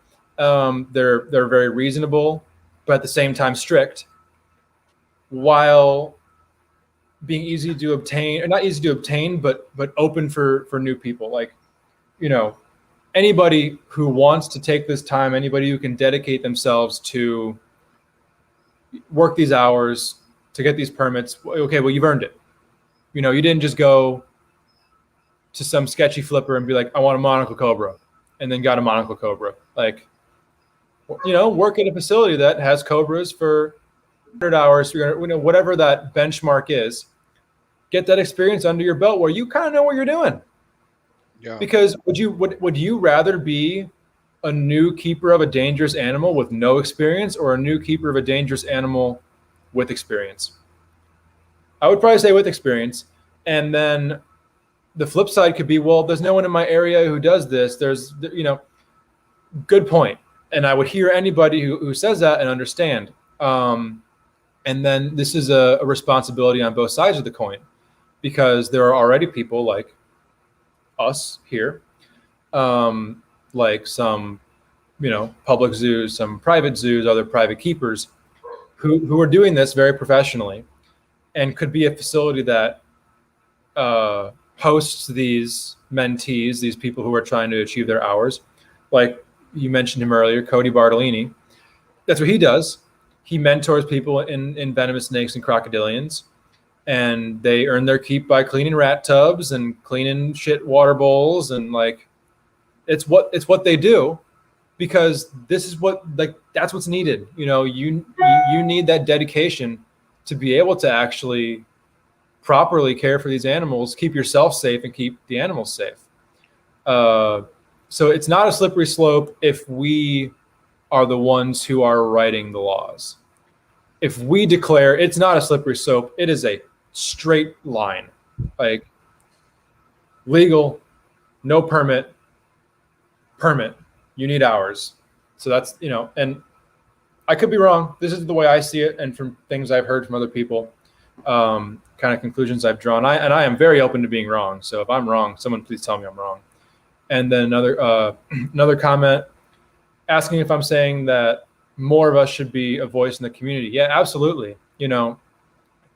Anybody who is considered a voice in the community at one point wasn't. Yeah. And made a conscious decision. I want to be out there. I want to be showing myself, and whatever their intentions are, they want to be a vocal leader in this community, whether it is to, gain a new stream of revenue through, ad clicks, or to be a positive voice for the animals. no matter what their intention is, they at one point did not have that voice and decided they wanted to get that voice. And it doesn't matter where you are. You could be a new keeper, and your channel is, I'm a new reptile person, and I want to learn about these things. And this is my journey of gathering knowledge, acquiring new animals. This is where I went wrong. How could that not be interesting to a person who's in that same exact position? Yeah. Think about it. Is anybody doing that? Or does everyone want to be the one who's talking like the expert? So it's allowed. Maybe it is an untapped market for somebody saying, hey, I don't know what I'm doing. This is me trying to figure out what to do. Yeah. And then they just roll with it. So, and I feel like I'm kind of that person, I've been doing this in my lifetime, which has not been very long so far, most of it. 12 years. But, bro. I still feel like an idiot when I'm talking to a chondro person, when they're talking about lineage and stuff. I'm just like, I don't understand. This is gibberish to me, but obviously it's not. Like, I don't fucking know. Or recently, I've always loved, rattlesnakes, crotalids. And then, ever since we started acquiring these, my interest has just skyrocketed. And now I'm trying to learn everything I can about them. But I wasn't doing that 8 years ago. It's just how my interests have evolved. I'm like, hey, I know nothing about this thing I want to learn about. So I'll learn about it. And I'm not going to come with this preconceived notion of, well, I should know about this because I've been keeping reptiles for 10 years. Like, oh, I've been keeping rattlesnakes for 0 years. So how the fuck am I going to know anything about it? Other than maybe something I read in a book. But that's just book knowledge. You can have all the book knowledge you want. And if you can't apply that to real life, then what the fuck are you doing? Like, acknowledge you have good book smarts, but you don't have any real experience, which is fine. So gain that real experience. Like, Don't judge yourself based on a lack of knowledge. Realize that you have this great opportunity in front of you to learn. Yeah, that's how I love the feeling of being a novice now, because I can talk to the people who aren't and gain this invaluable knowledge based off of what I don't know. Say, hey, what's your feeding regimen for your adult rattlesnakes? I remember you mentioning to me that obesity is probably the largest killer of adult rattlesnakes. A question I asked earlier today, and I got a very in-depth answer. And I am better off for it now because now I know. Yeah. And I can now apply that to how I keep my animals. And if you don't know, you better ask somebody. I know. Somebody, especially if it's a mentor type person that you are consistently talking to, or they're in your area and you can see their animals, learn how they work with them. They're mentoring you, like they are consciously answering your questions and being there for you. Use that resource to the full extent of your ability. Like, that will do nothing but benefit you. Find a mentor, and if you are somebody who is in a position to mentor somebody else, do it. Remember what it was like when you were that new person. Yeah, exactly. And that just goes down. Remember the people who were dicks to you and just brushed you aside because, oh, you're a newbie. But then remember that one or two people that were like, hey, yeah, I'll take you under my wing. Sure. Remember the dicks. Never forget it. One way to put it. Now listen, Kush. Yes. Only got a few more minutes, so I want to vert to something to end this monitor related, because like I said, this has been heats and we haven't really talked much about monitors, but it all relates to the same thing regardless. And that's all it matters. Real quick, I want to bounce back and forth some best practices for anyone out there who's looking to get into monitors, okay? Because they see your stories, and listen, and I don't consider myself a fucking big monitor keeper. I'm involved, right? I'm in the game, but I know a couple good practices, but I want to give me 2 good practices for anyone who is looking to just get into a big size, not a tree monitor. I'm talking about a big size monitor. I would say other than try to experience that somewhere else before, have that space to dedicate to the adult before you get the baby. Realize what this thing is going to turn into and how fast it's going to turn into that, because they fucking grow quickly.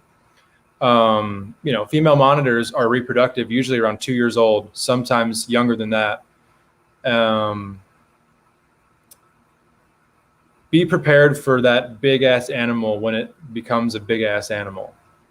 Yeah, for sure. And, be ready for how much you're going to spend on food, because big monitors, they eat like a big monitor, and you're going to be spending a lot more feeding a monitor than you are a snake. And if you're not ready for that commitment financially, and if you're going to think like, oh, I'll just skimp out on food, I'll get shitty whatever from here or there and not spend as much, well then just don't keep that animal. Just don't do it. So because that kind of relates to what you said about keeping a venomous. If you have to think twice about it, you probably shouldn't do it, right? I mean, is that kind of the same thing as monitors, you would think? Like if you're double guessing space and all that shit, feeding it, then you probably should just pull back for now, right? Yeah, absolutely. Yeah. Absolutely.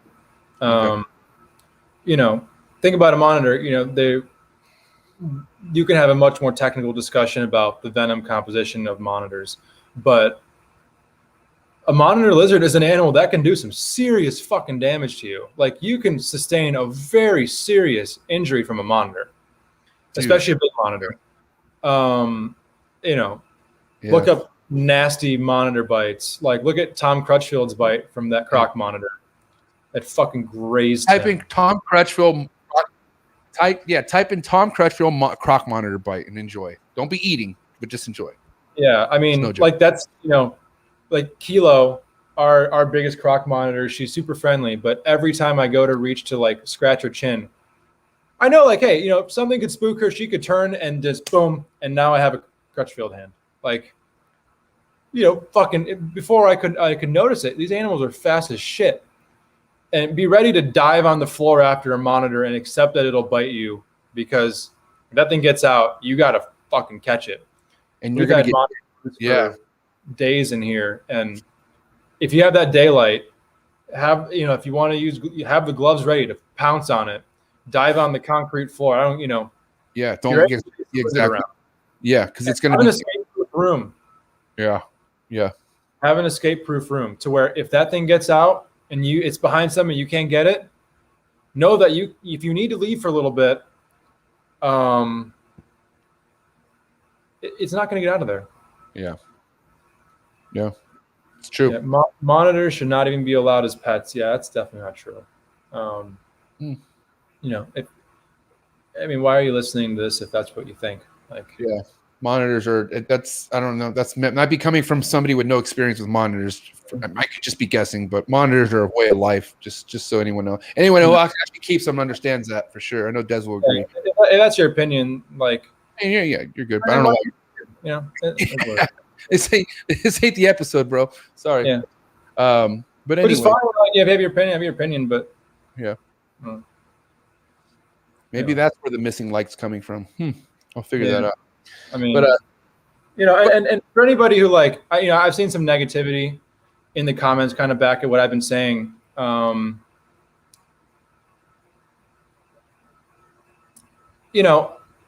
take this as like an attack on reptile keepers or, this is me kind of just being able to put into words things I've been thinking about, and just trying to, reptiles as a whole, this community needs to go through like a paradigm shift and understand, for us to keep going as we're going, what change we probably should make.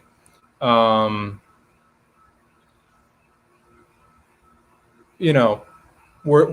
here, and now we need to analyze why we got here. And people don't like change. I'm not a huge fan of change. We're change averse beings. Yeah. But That's why an elephant graveyard just isn't a place to hang out. Like you just want to like go to where the sun's at. You know what I mean? Like get away from the darkness. Like, you know what I mean? Clear your head of that shit. Yeah. And the sooner that you dig your head out of that sand and actually, understand where we are. It's a hard reality, really is. And, some people may have more changing to do than others. Some people may already be on that road, and their change may just be more vocal about it. Facts. So, this is not like hey, we got to do this now or else.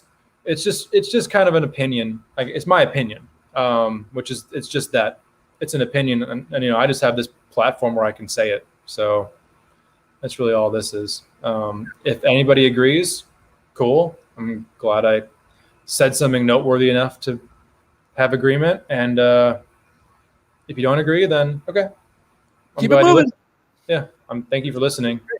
And that was really great. Everything you said was right on the money. The only big takeaway I have so far about keeping a monitor is trust yourself. Like, meaning, like, don't fucking overthinking. Like, right? Overthinking could be one of the biggest killers of having a monitor. Maybe listening to too many people, all that shit. I've been a victim of that. You know what I mean? So I think you need to find that one monitor. That one mentor, somebody who you really trust. You know what I mean? That peace of mind trust, who's telling you, listen, you're good, you're all right, and then trust yourself. That's it. And then have the time. You got to have time with this animal. It's not something where you could just put in a fucking rack and feed it once a week. And no, you got to fucking give this thing attention. It's like a damn pit bull or something. You don't want a pit bull fucking attacking the mailman every day. Like you want to make sure this thing is used to humans. You know what I mean? And that's the bottom line. It takes work. You got to have time for it. Yeah, I mean, no matter 100%. What your goal is as far as that, monitor keeper relationship, it's going to take a lot of time, no matter what. No matter if you're never touching that animal or if you're touching it every single day, it's going to take a lot of your time. We spend, I would say, out of all the animals we have here, the disproportionate amount of our time is spent on the monitors.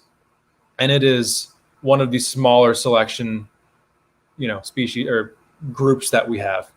And it's that for a reason. We don't have 200 monitors for a reason, because that would take as much work as our rodent facility. Like, they're a different ballgame. These are all reptiles, but there are just some aspects of this that are just drastically different from others, which makes it really fun. But you can't treat everything the same. And that's kind of the main point with the monitor. If you're coming from snakes, welcome to monitors. Yeah. It's a totally different ball game. And all that shit you learn from snakes, throw it out the door. It don't fucking mean shit. Yeah, some basic truths about about ectothermic animals maintain the same with monitors, but other than, hey, they need warmth to live, there's a lot that's very, very different. And that's, makes it a lot of fun to learn. There's many different species of monitors. I know for a fact, I don't know all the species of monitors. I probably know all the species of monitors that are captive. Huh? That surprises me that you don't know every single species of monitor. Well, just being honest. Thought you knew that when you were 5 or something. Anyways, no. This is it. So yeah, there's a lot of hype around monitors right now. I would say for a good reason, because they deserve it. They are all that. But they're just a different ballgame, and they should just be treated as such, which is not necessarily a bad thing. It's just it's just different. It's just different, and it's not meant for everybody either. Just so you know, it's not. Big lizards need big enclosures. I agree. That's kind of what we're saying. Yeah, keep your 100%. Big lizards in big enclosures where they deserve to be. Yeah, you got to prepare for all that. That's 100%. Like, another big thing you should realize is prepare. Fucking 2 years, or not even 2 years, a year down the road, that thing will need something. Take up you're talking lace monitors, croc monitors, water monitors, 6 months. Like, they're big. That 4x2, it's not going to be in that 4x2 6 months from now. Like, yep, facts. So, all right, Cushy. Well, listen, this was 100% factual, non-cap session, Unfiltered Reptiles. Thank you so much. I appreciate it. It's good to hear you. Good to hear you go off. I like it. People like hearing Kush speak. But yeah, man. I hope you have a wonderful weekend. I hope everyone else has a wonderful weekend. Tomorrow night, Trap Talk with MJ goes down 6 o'clock Pacific Standard Time. Anything you want to capitalize on? Any sign off? Anything you want to say, Kush, before we dip out? I feel like good night, fammy. We've said a lot. So yes, good night, fam. To quote Andrew. That's what I'll say. All right. Well, if this was your guys' first time tapping in, listening to us, man, make sure you please hit the subscribe button, hit the like button, dislike button. Those likes better be up. Actually, I think they were up pretty good. So respect to that. And yeah, man, be ready for next week's episode. We got shit lined up. It's never going to stop. It's always going to pop off, just like Kush's rants, man. You have a wonderful night. And yeah, man, these are your boys, Team Earp in the building signing off. Hope you guys have a wonderful night. Cheap.